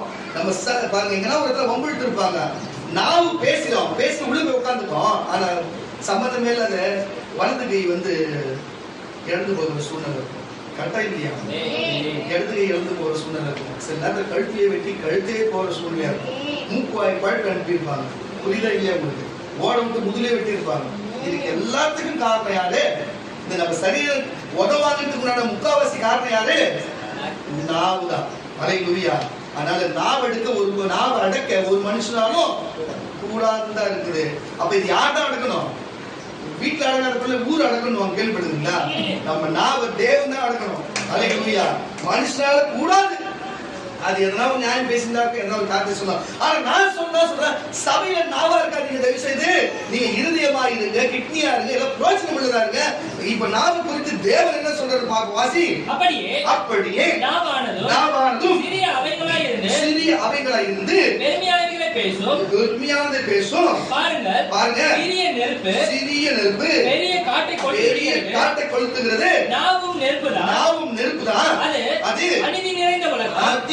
அநீதி நிறைந்த உலகம் நம்முடைய அவயங்களில் நாவானது முழு சரீரத்தையும் கரைப்படுத்தி பாருங்க அந்த நாவல கரைப்படுத்திடும். ஒருத்தவங்க எதாவது பேசிடும் பட்டு கண்ணுல வைப்பான். பேசுறது நாக்கு, வாங்குறது கண்ணம். புரியுதா இல்லையா? வாசிக்க விட்டதுங்களா? முழு சரீரத்தையும் கரைப்படுத்தி ஆயுள் சக்கரத்தை கொளுத்தி விடுகிறது. ஆயுள் சக்கரத்தை நம்மளுடைய வாழ்க்கையே இல்லாதாக்கிடுது. வாழ்க்கை சக்கரத்தையே கொளுத்தி விடுகிறதாயும் நரக அக்கினியினாலே கொளுத்தப்படுகிறதுமா இருக்கிறது. சகல விதமான மிருகங்கள், பறவைகள், ஊரும் பிராணிகள், நீர்வாழ் ஜந்துகள் ஆகியவைகளில் சுபாவம் மனுஷ சுபாவத்தால் அடக்கப்பட்டதும் உண்டு. நாவை அடக்க ஒரு மனுஷனால கூடாது. அப்ப நாவ எடுக்க ஒரு மனுஷனால கூடாது. தண்ணி பாருங்க, இதுல வாழ்த்துகளும் வரும், இதுல சாபமும் வரும். ஆனா அதுதான் செய்யக்கூடாதுன்றது. அது அடங்காத பொல்லாங்குள்ளதும் சாவுக்கு ஏதுவான நிறைந்ததுமாய் இருக்கிறது. அதனாலே பிதாவாகிய தேவனை துதிக்கிறோம். தேவனுடைய சாயலின்படி உண்டாக்கப்பட்ட மனுஷரை அதனாலே சபிக்கிறோம். கரங்களை தட்டி சொல்லுவோமாக.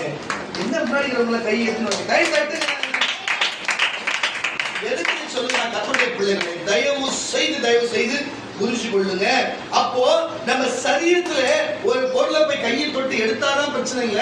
நம்ம ஒரு இடத்துக்கு போனதான் நமக்கு பாவம், நம்ம பார்த்தாதான் பாவம் இல்ல. பேசினா கூட பாவம் தான். ஒருத்தரை பத்தி தவறா பேசுற கூட, உங்க இல்லாத நேரத்தில் அவரை பத்தி பேச கூட பாவம் தான். தயவு செய்து அப்படி செய்ய வேணாம் என்று சொல்லுகிறேன். அப்போ கர்த்தருடைய பிள்ளைகளே, அப்போ இதுல இருந்து என்ன தெரியுதுன்னா, நியாயப்பிரமாணத்தின்படி பலி செலுத்துகிறவனும் அங்கம் பரிசுத்தம் உள்ளவனா இருக்கணும். அப்ப பலியிடப்படுகிற அங்க இருக்கிற பாருங்க மிருகங்களும் பரிசுத்தம் உள்ளதாக்கப்பட வேணும். இது ரெண்டுமே இருந்தாதான் பலி கேட்கப்படும், தேவன் அங்கீகரிப்பார், அது பரலோகத்தில் சேர்க்கப்படும் பழைய ஏற்பாட்டின்படி. ஆனா இயேசுநாதர் சரி தப்பு பண்ணிட்டியா, நடந்து போச்சா, சரி விடு, அது கை தப்பு பண்ணிச்சா கையை தரித்து போடு, நீ பரலோகத்துக்கு வா. கண்ணு தப்பு பண்ணிச்சா கண்ணை பிடிக்கி போடு, நீ பரலோகத்துக்கு வா. இதுல இருந்து சரி அவருக்கும் இயேசுநாதருக்கு மனசாட்சிக்கு தான் எனக்கு தெரியல. கையை வெட்டி போடு, கண்ணை பிடிங்கி போடு அப்படின்னு சொல்றாரு. அது கூட கொஞ்சம் கஷ்டமா இருக்குன்னா ஒரு அறிய சொல்லுங்க. விஷயம் தெரிஞ்சுக்கலாம், கவனிக்கிறீங்க கஷ்டம். இது யாரும் அதே சொல்லுங்க, யாரும் அவங்க இல்ல நியாயமான கருத்து தாங்க, அதுல எல்லாம் தவறு. என்னன்னா கையை வெட்டி போடு கண்ணை வெட்டி போடுன்னா அப்புறம் வெட்டி போட்டா அதுவும் ஒரு வலிக்கும்ல, ரொம்ப கஷ்டமா தானே இருக்கும்.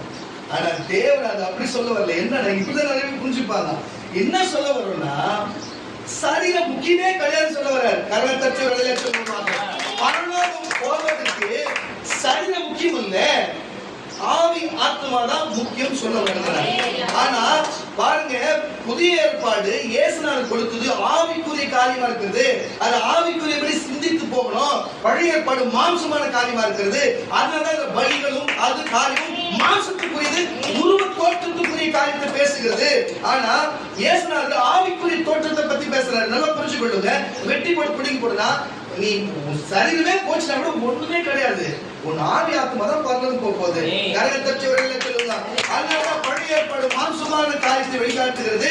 புதிய ஏற்பாடு இயேசுநாதராகிய பரிசுத்த ஆவியின்படி ஆவிக்குரிய காரியத்தை நமக்கு வெளிப்படுத்தி காட்டுகிறது என்று புரியதுக்காக நான் சொல்லுகிறேன்.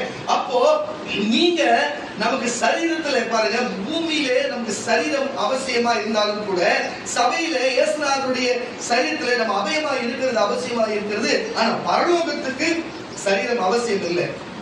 புரியுதா இல்லையா? சரீரம் பூமிக்கும் இந்த சபைக்கும் தான் அவசியமா இருக்க, தவிர பரலோகத்துக்கு இல்லை. அல்லேலூயா.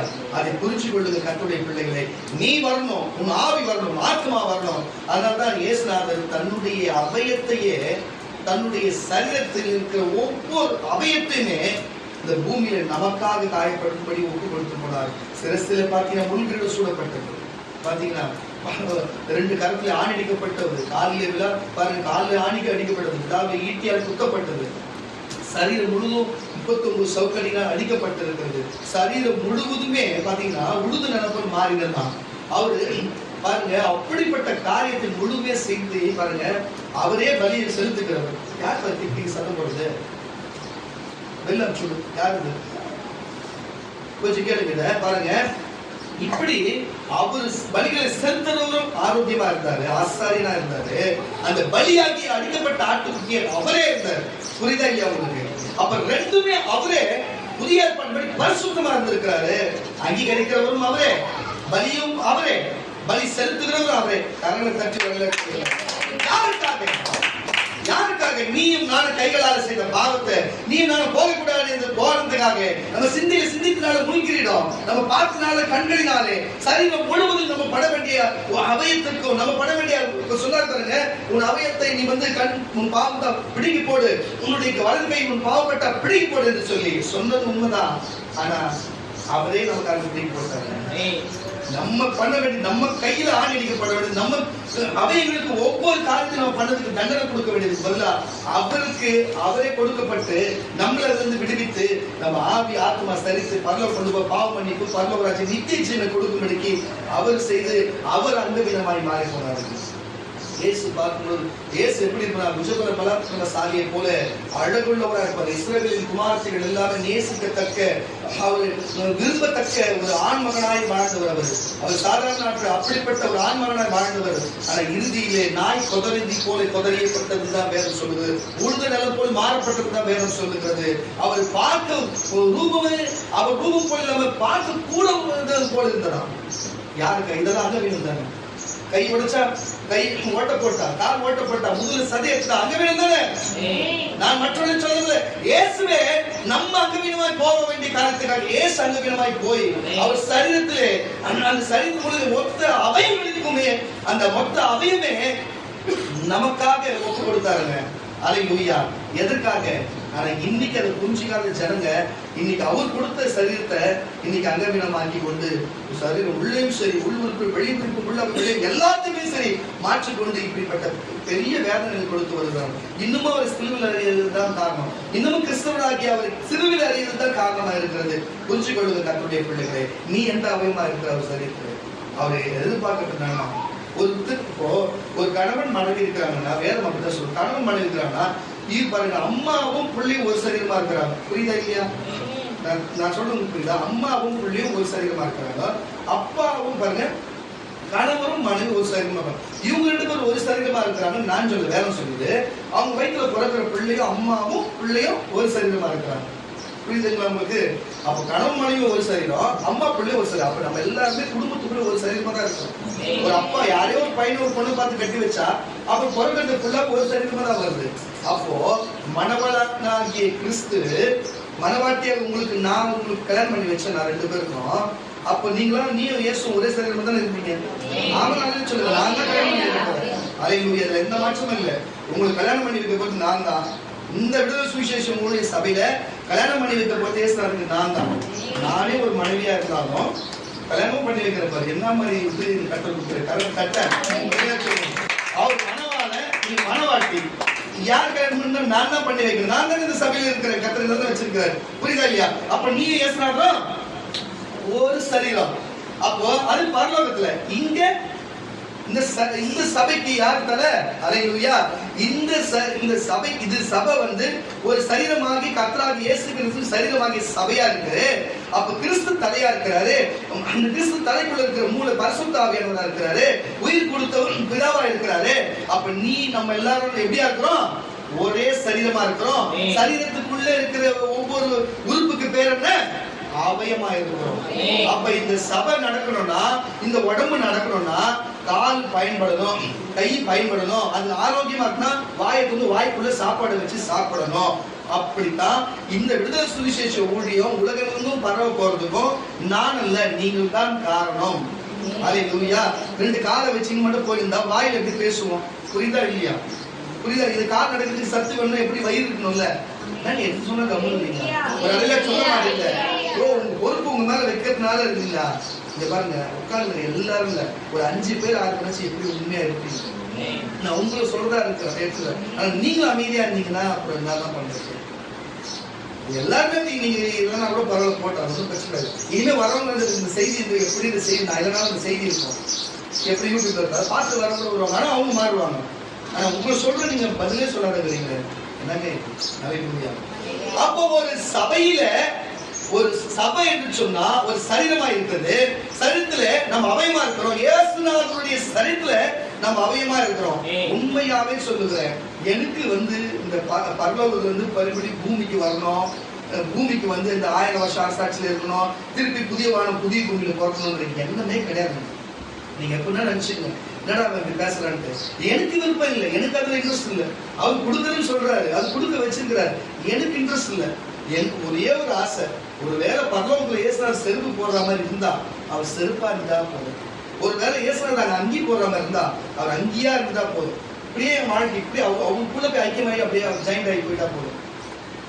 நீங்க நிறைய கேள்விப்பட்டிருப்பீங்க இந்த மாதிரி. எனக்கு அதுல ஒரு ஆசை, அவர் சரித்துல இருந்தாலும் ஓரம் ஒட்டின்னு அப்படியே காலத்தை அப்படியே தள்ளிக்கலாம். இனிமே இந்த மனுஷனா பிறந்து இந்த பூமியில திருப்பியும் இந்த ஜனங்களை பாத்துங்க, திருப்பி இந்த பூமியில ஐயோ எப்பா இந்த பூமியே வேணடா எப்பா, இது வேணவே வேணாம், இது திருப்பி அவங்க வந்தா கூட மாற்றி கொடுத்தா கூட எனக்கு வேணாம். அதனால எனக்கு இன்ட்ரெஸ்டே கிடையாது. இப்ப இங்க இருக்கிற மாதிரி சந்தோஷமா இருக்கு, இங்க இருக்கிற அவர் சொன்னதை செய்யணும். அங்க போனதுக்கு அப்புறம் இந்த முடிவு அவரு தனிப்பட்டவங்க பேசி அவரை கொஞ்சம் பண்ணி ஹெல்ப் பண்ணுங்க, பண்ணி விடுங்க, நகமா ஒட்டிக்கிறீங்க, செருப்பு செருப்பு என்ன ஒரே காலத்து கல்வியா அப்படின்னு சொல்லிட்டு ஒரு ஐடியா இருக்கு. தனிப்பட்டவங்க கேட்கலான்னு இருக்கிறேன். எதுக்கு இதை சொல்ற கர்த்தருடைய பிள்ளைகளே? அவர் அங்கத்துல ஒருவராய் போயிடலான்னு நான் சொல்லுகிறேன் கர்த்தருடைய பிள்ளைகளே. நான் அதுக்கு தான் அதை சொல்லுகிறேன். ஆனால் உங்களுக்கு சொல்லுகிறேன் கர்த்தருடைய பிள்ளைகளே, ஒரு சரித்திலே இயேசுநாதர் சபையா இருந்தா இருந்துட்டு போட்டோம், ஆனா அவருக்குள்ள அவயமா நீங்க இருந்தாதான் அவராலே பயன்பட முடியும் சொல்லுகிறேன். சொல்லுங்க, சபையான காரியம் எல்லாத்தையும் செய்ய முடியும்.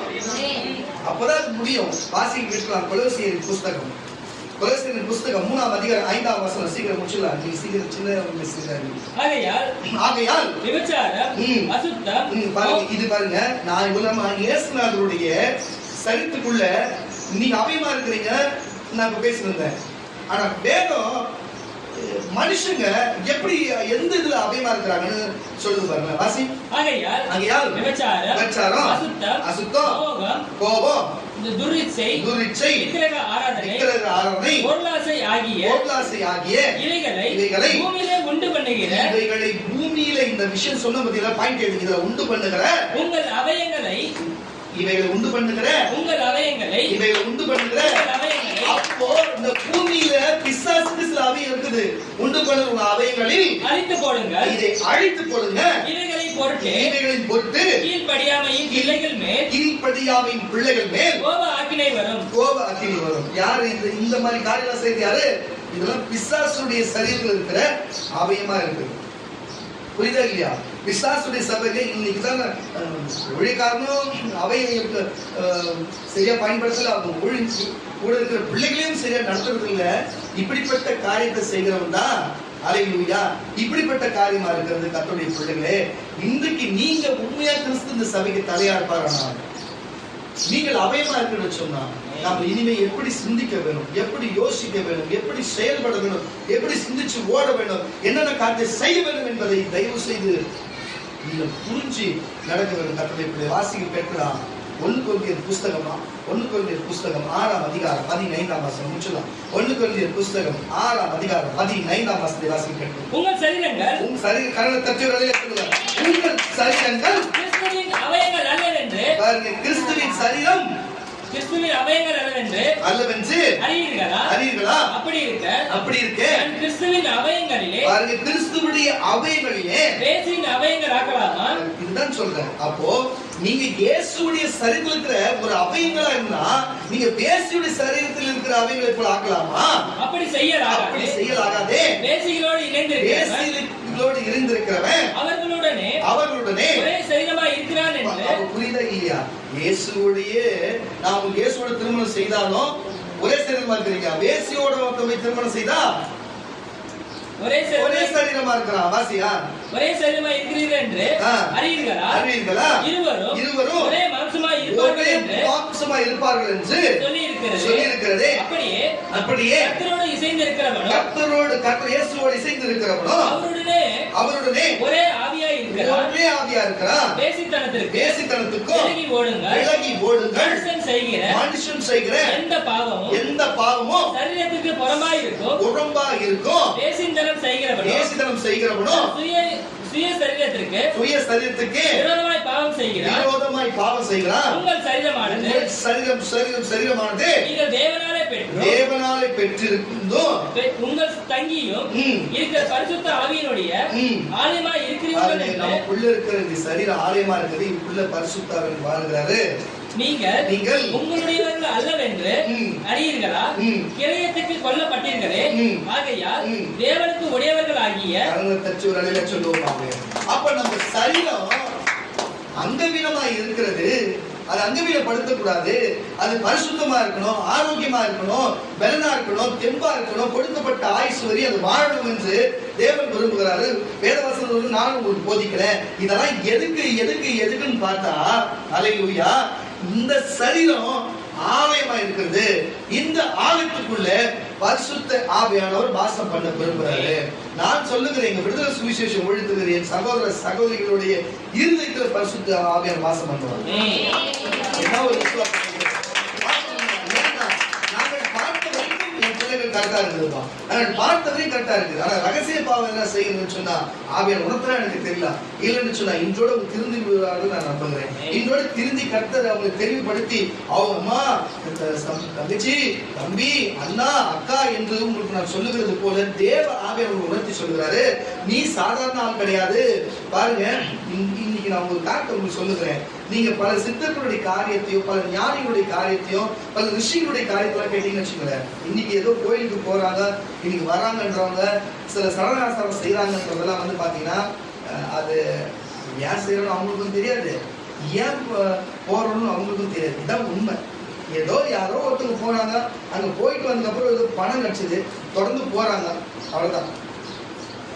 இதனாலதான் அவங்க போனாங்க, இப்படி நடந்தது, அவ்வளவுதான். அது போலதான் தெரியும் தவிர ஏன் பண்றாங்க, எதுக்கு பண்றாங்க, எதனால செய்யறாங்க, ஏன் பண்ணணும், அதெல்லாம் எதுவுமே தெரியாது. இன்னைக்கு எதுவும் தெரியாது. ஆனா அந்த நாட்கள்ல இருந்து ரிஷிகளும் சித்தர்களும் இப்படிப்பட்ட யோகிகளும் பெரிய பெரிய மகான்களும் சொல்லியிருக்கிற வார்த்தைன்னா, கடவுளை வந்து கோயில் என்று சொல்லப்படுற கோயில் இருக்கிற இடத்துல போய் தேடாத, கடவுள் உனக்குள்ளே இருக்கிற உனக்குள்ளே என்ன கை கட்சி. அப்புறம் எதுக்கு கோயிலை கட்டி வச்சுக்கிறாங்கன்னு கேட்டா, நீங்க எதுக்கு வேஸ்டா கட்டி இருக்காங்க அப்படின்னு கேட்டா, 4 மனுஷால், 4 ஜாதிக்காரன், 4 மனுஷால் வந்து ஒன்னா சேர்ந்து, ஏன்னா எல்லாம் வீடு இடத்துல விட்டுவிட்டு எல்லாத்தையும் வீடா கட்டுவானுங்க. நாளைக்கு பொதுமக்கள் வந்து கூட ஒரு இடம் இருக்கணும், 4 மனுஷால் பேசணும், 4 மனுஷால் பழகணும், எல்லாம் சமத்துவமா இருக்க வருஷந்தோட எல்லாம் ஒன்னா ஒரு திருவிழா பண்ணி நல்லா இருக்கணுங்கிறதுக்காக தான் இப்படி ஒரு கட்டுப்பாடு உருவாக்குனாங்க. ஒழிய இதுல தெய்வம் இல்ல. தெய்வத்தை வெளியில தேடக்கூடாது, தெய்வத்தை நமக்குள்ளதான் தேடணும்னு சொன்னாங்க. சொன்னவங்க அதை பெற்றுக்கொண்டாங்களா எனக்கு தெரியல, தெரிய ஒரு தப்பா சொல்றது. ஆனா கிறிஸ்தவம் அதை தெளிவா சொல்லுவாங்க. கிறிஸ்தவ எந்த மார்க்கத்திலும் இல்லாத ஒரு பெரிய காரியத்தை கிறிஸ்தவம் சொல்லுகிறது. இன்னைக்கும் மனசாட்சி உள்ள கர்த்தருடைய பிள்ளைகள் உங்களுக்கு தெரியும், எங்க விடுதலை சுவிசேஷங்களுடைய பிள்ளைகள் உங்களுக்கு நல்லா தெரியும். நம்ம அப்படி முழங்கால் படிக்கிட்ட உடனே வீட்டை தனியா இல்லை, அப்படி போட்டு சொன்னா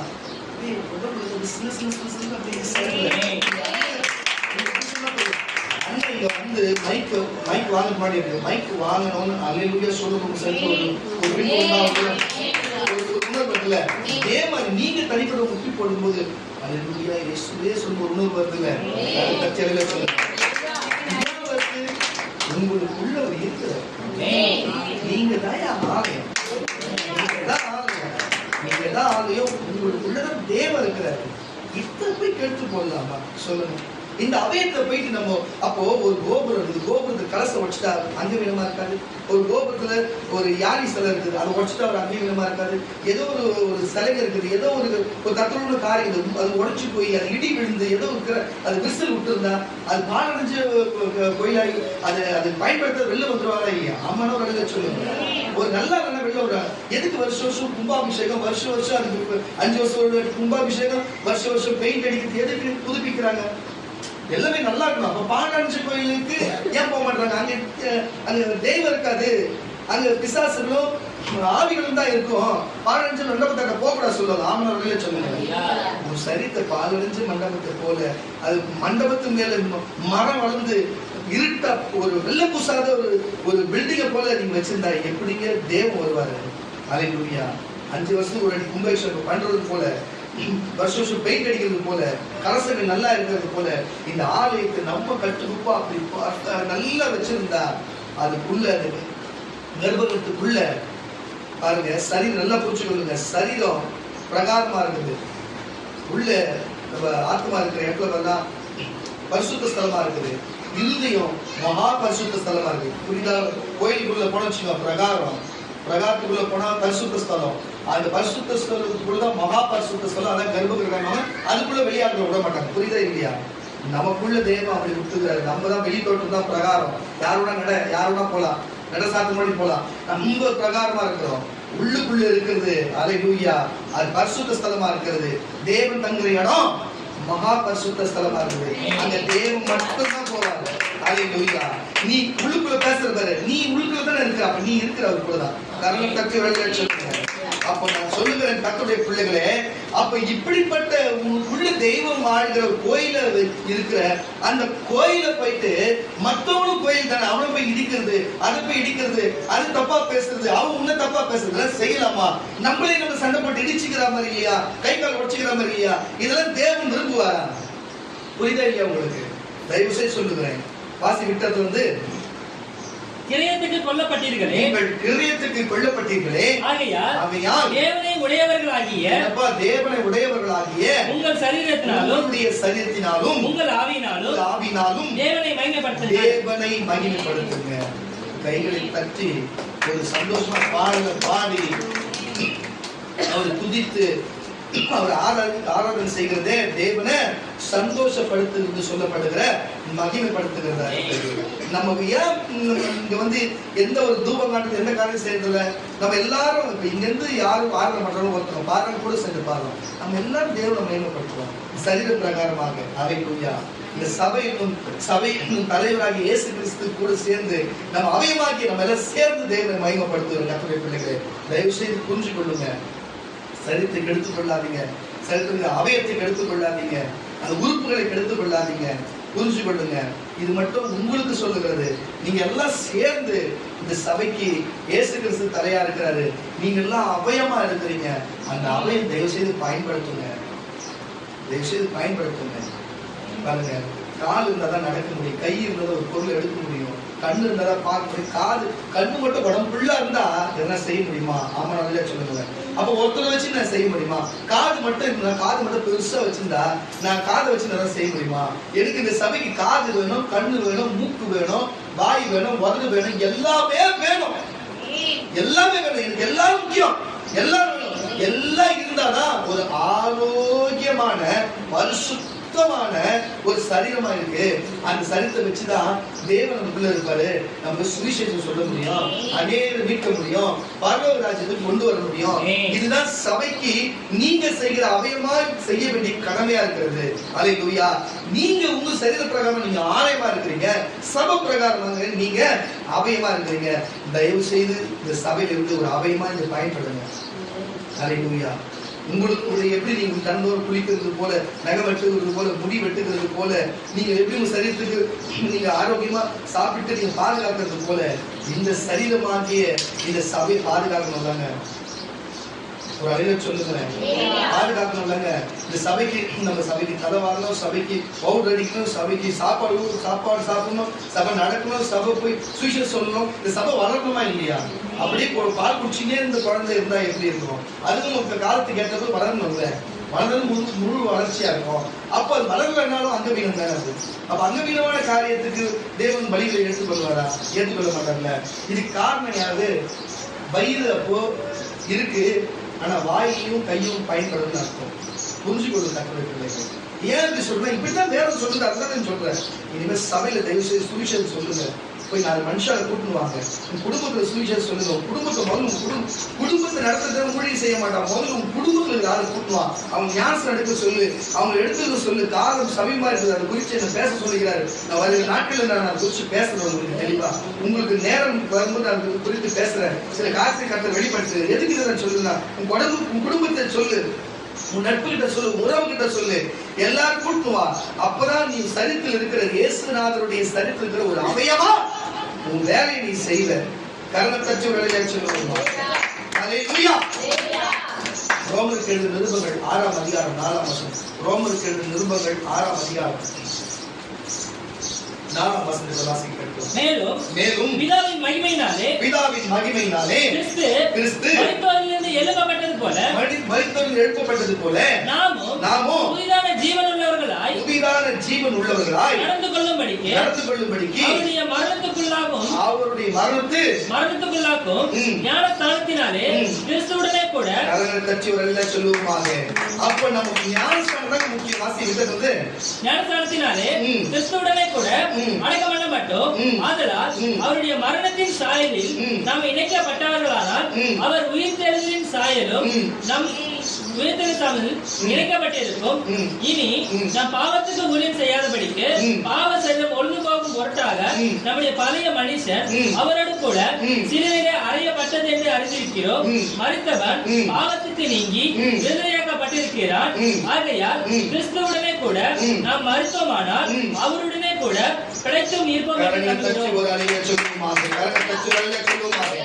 அதே ரோமர்கள் நிருபம் 12ஆம் அதிகாரம் 4ஆம் வசனத்தை வாசிக்கிறேன்.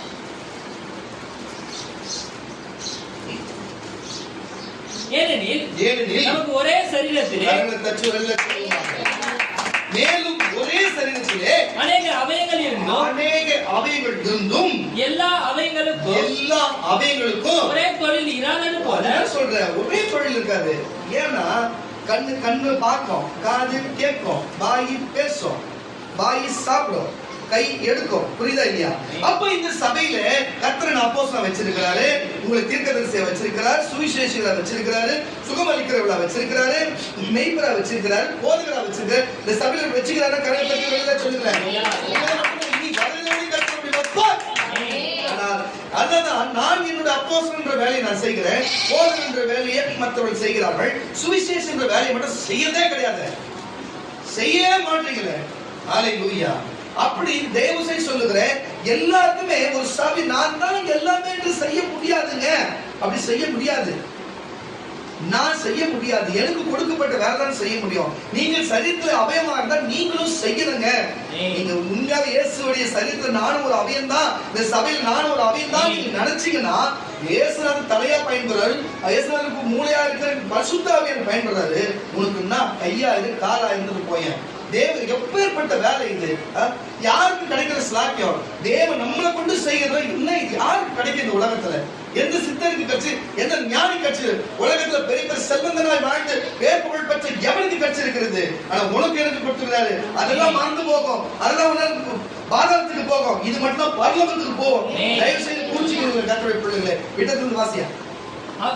எல்லா அவங்களுக்கும் ஒரே தொழில் இராதது போல அநேகராகிய அநேகரா வந்திருக்கிற நாமோ கிறிஸ்துவுக்கு ஒரே சரீரமாய் ஒரே சரீரம். கரங்களை தட்டுங்களேன்.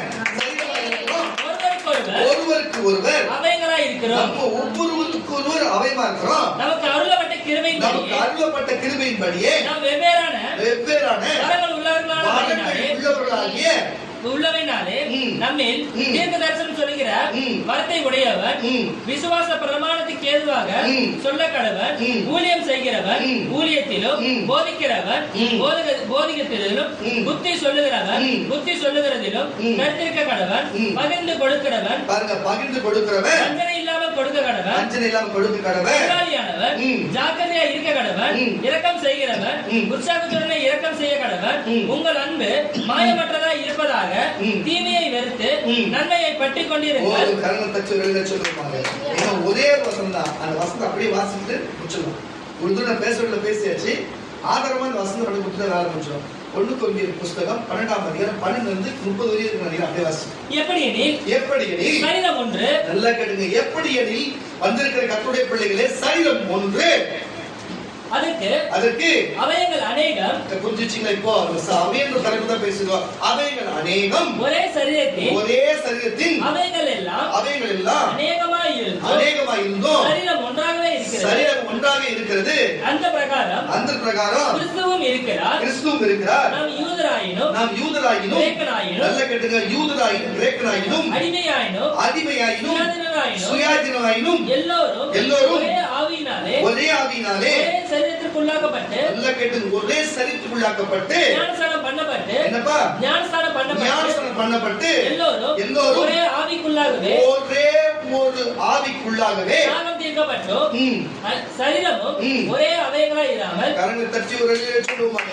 சரீரமும் ஒரே அவயங்களாய் இராமல் அநேக அவயங்களை உடையதாய் இருக்குது. காலானது நான் கையாயிராதபடியினாலே நல்ல கேட்டுங்க, அதுக்குள்ளவே போட்டி இருக்கு நம்மளுக்குள்ளே. நான் விக்கி மாதிரி இருக்க கூடாதா, நான் யூலா மாதிரி இருக்க கூடாதா, நான் தேவகரம் மாதிரி இருக்க கூடாதா? ஏமா தேவகரம் தான், விக்கி தான், பியூலா தான். புரியுதா இல்லையா? நீ என்னவா இருக்கிற அதை யோசனை பண்ணி பாரு. எனக்கு கால் பார்த்து கையா இருக்கக்கூடாதா, கை பார்த்து காலா இருக்கக்கூடாதா? கால் மட்டுமே இருந்தா என்ன பிரயோஜனம்? இல்ல கை மட்டுமே கண்ணு மட்டுமே இருந்தா என்ன பிரயோஜனம்? எல்லாமே வேணும்ன்றன, எல்லாமே வேணும். எதனா ஒண்ணுத்துக்குன்னா கண்ணு அழுவணும், எதனா ஒண்ணு உடம்பு வலிக்கணும், எதனா ஒண்ணு அது துடிக்கணும். புரியுதுங்களா? எல்லாமே ஒண்ணுதான். இங்க ஒண்ணுத்துக்கு ஒண்ணு இல்லைன்னா அங்கவீனம், ஒண்ணு இல்லைன்னா அங்கவீனம். அது பேரு அங்கவீனமானதை தேவன் சேர்த்துக்க மாட்டாரு. புரியுதா இல்லையா? பலி செலுத்துகிறாங்கட்டும், அவன் பலியா இருக்கட்டும், எதுவா இருந்தாலும் சேர்த்துக்க மாட்டாரு. அப்போ நீங்க எல்லாம் இருந்தாதான் நான் தேவனே அங்கவீனம் இல்லாததா இருப்பார். புரியுதா இல்லையா? ஏசுநாதர் சரீரத்துல நீங்க கரெக்டா இருந்தீங்கன்னா அவர் அங்கவீனம் இல்லாத இருப்பாரு. ஏன்னா உனக்காக தான் அவர் அங்கவீனமாக அவருடைய அவையை முழுவதுமே காயப்படுத்த ஒப்பு கொடுக்கப்பட்டாரு.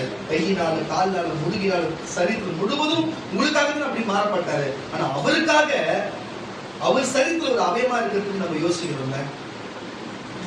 நம்ம யோசிக்கிறோம். வாசிக்கிறோம். காலானது நான் கையாயிராதபடியினாலே நான் சரீரத்தின் அவயம் அல்லவென்றால் அதனாலே அந்த சரீரத்தின் அவயமாய் இராது.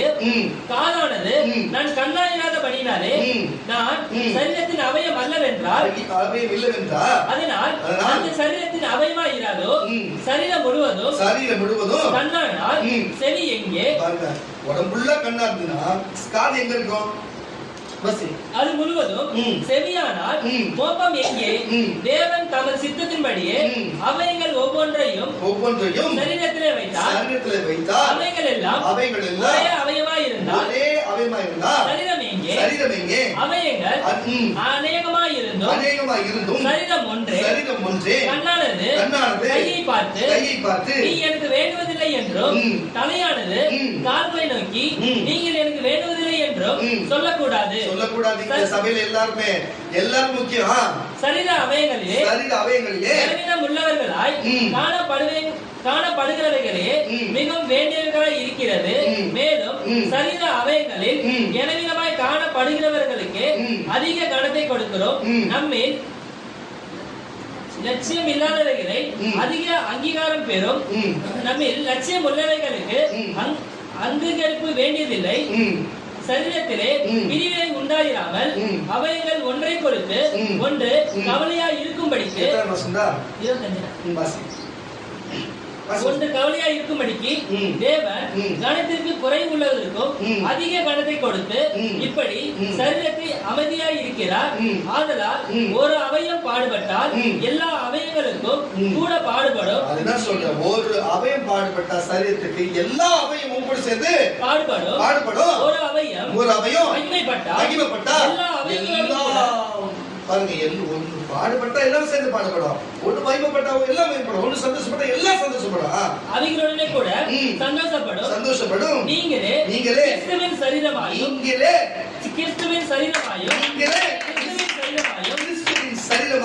தனித்தனியே அவயங்கமாய் தனித்தனியான அவயமா இருக்கிறீங்க. தேவனானவர் சபையிலே முதலாவது அப்போஸ்தலரையும் இரண்டாவது தீர்க்கதரிசியையும் மூன்றாவது போதகர்களையும் பின்பு அற்புதங்களையும் பின்பு குணமாக்கும் வரங்களையும் ஊழியங்களையும் ஆளுகைகளையும் பலவிதமான பாஷைகளையும் ஏற்படுத்தினார். எல்லாரும் அப்போஸ்தலர்களா? எல்லாரும் தீர்க்கதரிசிகளா? புரியல. எல்லாரும் அப்போஸ்தலர், எல்லாரும் தீர்க்கதரிசிகளா? எல்லாரும் போதகர்களா? எல்லாரும் அற்புதங்கள் செய்கிறவர்களா? எல்லாரும் குணமாக்கும் வரங்கள் உடையவர்களா? எல்லாரும் அந்நிய பாஷைகளை பேசுகிறவர்களா? எல்லாரும் ஏகாலம் பண்ணுகிறீர்களா? இப்படி இருக்க முக்கியமான வரங்களை நாடுங்கள், இன்னும் அதிக மேன்மையான வழியையும் உங்களுக்கு காண்பிக்கிறேன். அல்லேலூயா. இது மட்டும் கிடையாது, இனி வருகிற காலத்தில் இன்னும் மேன்மையான காரியத்தை காண்பிக்கிறார். நான் சொல்லுகிற கர்த்தருடைய பிள்ளைகளே, இந்த கிறிஸ்து நல்லா கேட்டுங்க. நீங்க ஆலயமா இருக்கிற வந்திருக்கிற கர்த்தருடைய பிள்ளைகளே, நீங்கள் தனிப்பட்ட விதமா ஆலயமா இருக்கிறீங்க. பரிசுத்த ஆவியானவர் ஒருக்குள்ளே தெய்வமா இருக்கிறார். கரண தச்சு அந்த தெய்வத்தை கெடுக்கும்படிக்கு தப்பான காரியத்தை செய்து அந்த ஆலயத்தை இடித்து போடுகிற காரியத்தை தயவு செய்து செய்யாதீங்க. இனி செய்யாதீங்க. இதுக்கு முன்னாடி நடந்தது எப்படியோ இனிமே பண்ணாங்க. ஆனா நீங்க சபைக்கு கிறிஸ்து தலையா இருக்கிறாரு. அங்க பரிசுத்தர் தெய்வம் இருக்கிறாரு, இங்க கிறிஸ்து தலையா இருக்கிறாரு. தலைக்குள்ள பரிசுத்தர் மூளையா இருக்கிறாரு. பாருங்க, பிதாவானவர் ஜீவனா இருக்கிறாரு. நீயும் நானும் எல்லாரும் சேர்ந்து இந்த சபைக்கு, இயேசுநாதருடைய சபைக்கு அவர் சரீரத்துல அவயமா இருக்கும். நம்ம எல்லாம் ஒன்னா சேர்ந்துதான் சுவிசேஷம் சொல்லணும், ஊழியம் செய்யணும், இந்த சபையை உயர்த்தணும், இந்த சபையை கட்டி உயர்த்தணும், உலகம் முழுவதும் கொண்டு போகணும், இது எல்லாத்துக்கும் பயன்படுத்தணும். இதுதான் தேவன் விருப்பப்படுகிற காரியம். நீங்க எப்படி இந்த கிறிஸ்து சபையோடு ஐக்கியமா இருக்க போறீங்களா? கிறிஸ்துவோடைய அவயத்தோடு நீங்க அவயமா ஒன்னா இருக்க போறீங்களா? எப்படி கணவன் மனைவியுடைய சரீரமா இருக்கிறானோ, பிள்ளைகள் தாய்க்கு ஒரே சரீரமா இருக்கிறாங்களோ, நீங்கள் மனவாட்டியாக நீங்கள் மனவானோடு சேர்ந்து நீங்கள் ஒரே சரீரமா இருக்கிறீங்களா என்று நீங்களே சொல்லிட்டு பாருங்க. இந்த வேசி கலனோட வேசி கலத்தோடு நீங்கள் பிசாசுடைய சரீரத்திலே ஒரு அவயமா இருக்கிறீங்களா, இல்ல அவயமா பயன்பட போகிறீங்களா என்று நீங்களே புரிஞ்சு கொள்ளுங்க. நீங்க நினைக்கலாம், இங்க வந்திருக்கிற எல்லாருமே நீங்க நினைச்சாலும் நினைக்கா விட்டாலும் தெரிஞ்சாலும் தெரிய வைக்கிற ஒண்ணு மட்டும் சொல்றேன். ஏசப்பா நான் பணம் கேட்கிறேன், எனக்கு பணம் கொடுக்கல. ஏசப்பா எனக்கு வீடு கேட்கிறேன், வீடு கொடுக்கல. ஏசப்பா அதை கேட்கிறேன், இது கேட்கிறேன், இதை கேட்கிறேன், அதை கேட்கிறேன்ட்டு இதெல்லாம் ஏசப்பா கொடுக்கணும்னு சொல்லல. அவர் கொடுக்கும் வரல. முதல்ல புரிஞ்சுக்கணும், கிறிஸ்தவன் தெரிஞ்சுக்கணும். ஏசு சொன்னார், முதலாவது ராஜ்யத்தையும் நீதியும் தேடுங்கள், இவைகள் யாவும் உலகத்துல இவைகள் யாவும் கூட கொடுக்கப்படும். முதல் நீ அவரை தேடு, முதல்ல கூட கொடுக்கப்படும். பாருங்க, இந்த உலகத்துல மனுஷனா பிறந்தாலும் நன்றி இருக்கும். புரியுதா ஐயா உங்களுக்கு? உப்பிட்டவர் உள்ள இருந்தானே பாருங்க, ஒருத்தவங்களை மனுஷனா பிறந்தா கொஞ்சம் நன்றி விசுவாசம் இருக்கணும். ஏசுனார் உன்னை கேட்காமலே தான் உயிரை கொடுத்துருக்கிறாரு, தன் சரீரத்தை கொடுத்துருக்கிறாரு. தன்னுடைய அவன் அங்கவீனமா போனா கூட பரவாயில்ல, என் பிள்ளைங்க அங்கவீனத்தோடு பரலோகம் வரக்கூடாது, என் பிள்ளைங்க தன் சரீரத்தில் நரகத்துக்கு போகக்கூடாது சொல்லி அவர் உனக்காக ஒப்பு கொடுக்கப்பட்டு உனக்காக பலியாகி பாவ மன்னிப்பு, பரலோக ராஜ்யம், நித்திய ஜீவன். இந்த பூமியில வாழ்ற வாழ்க்கைக்கு நீ தேவைன்னு சொல்ற, ஆனா பரலோகத்துக்கு போகிறதுக்கு தேவையான பரிசுத்தம், நீதி, அந்த பரலோக நீதி கொடுத்து நித்திய ஜீவன், பரலோக ராஜ்யத்தை கொடுத்து நீ கேட்கலாம் உனக்கு கொடுத்து வச்சிருக்கிறாரு. நீ கேட்கலாம் கேட்டாலும் உங்களுக்கு அதை வச்சிருக்கிறாரு. ஆனா நீ இந்த பூமிக்குள்ள அழிந்து போகிற காரியத்தை தான் நினைக்கிற. ஆனா அவரு அழியாத நித்திய வாழ்வாகிய பரலோகத்தை வச்சிருக்கிறாரு. போனவர்கள் உண்டு, பரதேசிக்கு போனவர்கள் உண்டு, வேதம் வரலாறு உண்டு, இயேசு உண்டு, இந்த பூமியில வந்தது உண்டு, அவர் வாழ்ந்தது உண்டு, பாவத்தை மன்னிச்சது உண்டு. இன்னைக்கு நீயும் நானும் பாவ மன்னிப்பு பரலோக நித்திய ஜீவனை பெற்றுக் கொள்கிறது உண்டு. அது எல்லாம் உண்மை. நான் சொல்லுகிற கர்த்தருடைய பிள்ளைகளே, அவரு உனக்காக தன்னுடைய உயிரையும் தன்னுடைய ஜீவனையும் தன்னுடைய சரீரத்தையும் தன் ரத்தத்தையும் எல்லாத்தையும் சிந்தினாரு. நீ என்ன செஞ்ச? நன்றி கடனா இந்த உண்டியில காசு போடுறதுதான். இதுதான் அவர் எதிர்பார்க்கிறார். பூம் துப்பிட்டு போயிடுவாரு. அல்லேலூயா. இதெல்லாம் ஒரு பெரிய விஷயமே கிடையாது. நான் சொல்ற கர்த்தருடைய பிள்ளைகளே, நீ என்ன செஞ்ச? நீ நல்லவனா இருந்தா தேவனுக்கு உன்னையே அர்ப்பணிக்கணும். நீயே பலியா செலுத்தணும். நீ அவர் உனக்கு பலியா செலுத்தினார்ல, நீ பலியா செலுத்த. இப்ப அதுக்கு தற்கொலை பண்ணிக்கிறதோ மருந்து பிடிக்கிறது சத்தங்களை கேட்கறதோ தன்னை ஒப்பு கொடுக்கிறது தான். நான் அல்ல, இனி நீ தான் என்று ஒப்பு கொடுக்கணும். இதுதான் அவர் எதிர்பார்க்கிறார். அப்புறம் அவர் நடத்துவார் உங்க வழி. அல்லேலூயா, அல்லேலூயா. இதுதான் அவருக்கு தன்னை ஒப்பு கொடுக்கணும். அதுதான் அவர் எதிர்பார்க்கிறார், வேற ஒண்ணும் இல்லை. நான் கிடையாது சாமி, எல்லாம் நீங்க தான் தன்னை ஒப்பு கொடுக்கணும். இதுதான் அவர் எதிர்பார்ப்பு. பாவ மன்னிப்பு, பரலோக நித்திய ஜீவன் கொடுத்து நீங்க அவர் ராஜ்யத்தையும் அவர் நீதியும் தேடிட்டுன்னு வச்சுக்கீங்க. இந்த ராஜ்யம் பரலோக ராஜ்யத்தையும் இந்த சபையை தேடிங்கன்னா இந்த நீதி என்னும் வேத வசந்த தேர்ந்தா இந்த உலகத்துல இருக்கிற எல்லா வீடு வாசல் பொண்ணு பொருள் எல்லாத்தையும் நீ கேட்டாலும் கேட்கறதாலும் நல்லோர்கள் தீயோர்களையும் மழை வசிக்கிற தேவன் அவர் ஒன்றும் கொடுக்க மாட்டார். கொள்ளாதவராகிய உங்கள் பிள்ளைகளுக்கு நல்ல ஈவுகளை நீ கொடுக்கும் பொழுது அவர் தேவனாகி கர்த்தராச்சு. உனக்கு தேவையானது என்னன்னு தெரியாத உங்க அப்பாவுக்கு உங்க அம்மாவுக்கு நீ இரும்புனா ஐயோ குழந்தை பாக்கணும், நீ நீ சோர்ந்து படுத்த ஐயோ பசி எடுக்குமே, உனக்கு கொடுக்கும்போது நீ உன் பிள்ளைக்கு கொடுக்கும்போது அவர் உண்மையா தகப்பனா இருந்தா, அவர் தான் இந்த உலகத்தை உண்டாக்கின தேவனா இருந்தா அவர்கிட்ட நம்ம சொல்லணுமா? அவருக்கு மொழி உண்டா? அவருக்கு வேறுபாடு வித்தியாசம் உண்டா? எதுவுமே கிடையாது. நீ நினைச்சாலே போது செய்கிறது, நீ விரும்புவதற்கும் வேண்டுவதற்கும் மேலா கிரியை செய்கிறது. ஆனா ஒன்னே ஒண்ணு செய்யணும், நீ ஒப்புக்கொடுக்கணும். முதலாவது அவருடைய ராஜ்யத்தை ஒரு நீதியை தேடணும். இது நீ அவர் கேட்டு சொல்லிட்டாரு, அது நீ செஞ்சா இதெல்லாம் அவர் செய்வார். அல்லேலூயா. பாவ மன்னிப்பு பரவ நித்திய ஜீவன் கேட்கல, ஆனா செஞ்சுட்டாரு. நீ அதை நம்பினா நீ அதை எடுத்துக்கலாம். அல்லேலூயா. இது மட்டும் இல்லாம பாருங்க, சபை கூடுதலை சில விட்டு விடாம ஒழுங்கா சபைக்கு நிறைய கூட்டம் நடக்குது. எந்த கூட்டத்தினாலும் கலந்து கொள்ளுங்க. ஒண்ணு சபை கூடுதல் விட்டு விடாதீங்க. ஞாயிற்றுக்கிழமை வாங்க, வெள்ளிக்கிழமை வாங்க, வீட்டுல ஜெபம் பண்ணுங்க. பைபிள் படிக்க தெரியலன்னா படிச்சவங்க கேட்டு தெரிஞ்சுங்க. படிக்க தெரிஞ்சா ஒரு பைபிள் வாங்கிங்க. பைபிள் இல்லையா பாஸ்டர் விக்கி இருக்கிறார், பாருங்க புதிய படம் தருவாரு. தயவுசெய்து மத்தேயு, மார்க்கு, யோவான், லூக்காவில் சொல்லப்பட்ட என் ஆண்டவராகிய இயேசு கிறிஸ்து சரித்திரத்தை படிங்க. பிறகு பழைய ஏற்பாடு வாங்கி பழைய புதிய ஏற்பாடு இருக்கிற மாதிரி ஒரு பைபிள் வாங்கி அப்புறம் மொத்த சரித்திரம் படிங்க. அப்போ நல்லா புரியும். இந்த 3 காரியத்தை செய்யுங்க. ஜெபம், தனிப்பட்ட ஜெபம், குடும்ப ஜெபம், சபையில் இருக்கிற ஜெபம், சபைக்கு வரணும். புரியுதுங்களா? அதுக்கப்புறம் பார்த்தீங்கன்னா நீங்க ஜெபம் முதல், 2வது வேத வாசிப்பு, 3வது சபைக்கு வரணும். புரியுதா இல்லையா உங்களுக்கு? இந்த 3 காரியத்தை நீங்க கரெக்டா செய்யுங்க. ராஜ்யத்தை நீதியை தேடுங்க. இதுவே இந்த 3 விஷயத்துலயுமே இந்த ராஜ்யத்தை நீதி தேடுறது ஆமாண்ணா இது அதுல சேர்ந்து வருது. அதனால தயவு செய்து புரிஞ்சுப்பீங்கன்னு நினைக்கிறேன். நீங்க தனிப்பட்ட விதமா ஆலயமா இருக்கிறீங்க, அதை கெடுத்து போடாதீங்க. மற்றவங்க ஆலைக்கு இடித்து போடாதீங்க. நீங்க அதை தூசி பண்ணாதீங்க, அதை அசுத்தப்படாதீங்க, கெட்ட காரியத்தை செய்யாதீங்க. நீங்க சபைக்கு, நீங்க சபையாகிய கிறிஸ்துவுடைய அங்கத்துல, நீங்க அவருடைய சரீரத்துல ஒரு அவயமா இருக்கிறீங்க. கரணம் தட்டி ஒரு வேலை சொல்லுங்க. அவயத்துடைய வேலை, இயேசுடைய வேலை சுவிசேஷம் சொல்லணும், அநேக ரட்சிக்கப்படணும், பரலோகம் வரணும். அந்த வேலை இயேசு செஞ்சு விட்டு போனாரு. நீ அவர் சரீரத்துல ஒரு அவயமா இருந்தா, நானும் தச ஆட்டம்னு சொல்லுவது போல அவர் நினைக்கிறது உன் கை கால ஆட்டோமேட்டிக்கா செய்ய ஆரம்பிக்கும். நீ போய் சுவிசேஷம் சொல்லுவோம், குடும்பத்தை மீட்ப, முதல்ல நீ திருந்துவ, நீ ஞானம் நடப்ப, நீ இயேசுவை ஏற்றுக்கொள்ளுவ, நீ திருந்துவ, இந்த மாதிரி காரியத்தை செய்வ. இதுதான் தேவன் நமக்கு இந்த நாளிலே சொல்லிக் கொடுக்குது. விசுவாசிக்கிறவர்கள் எழுந்துருங்க, விசுவாசிக்கிறவர்கள் எழுந்துருங்க.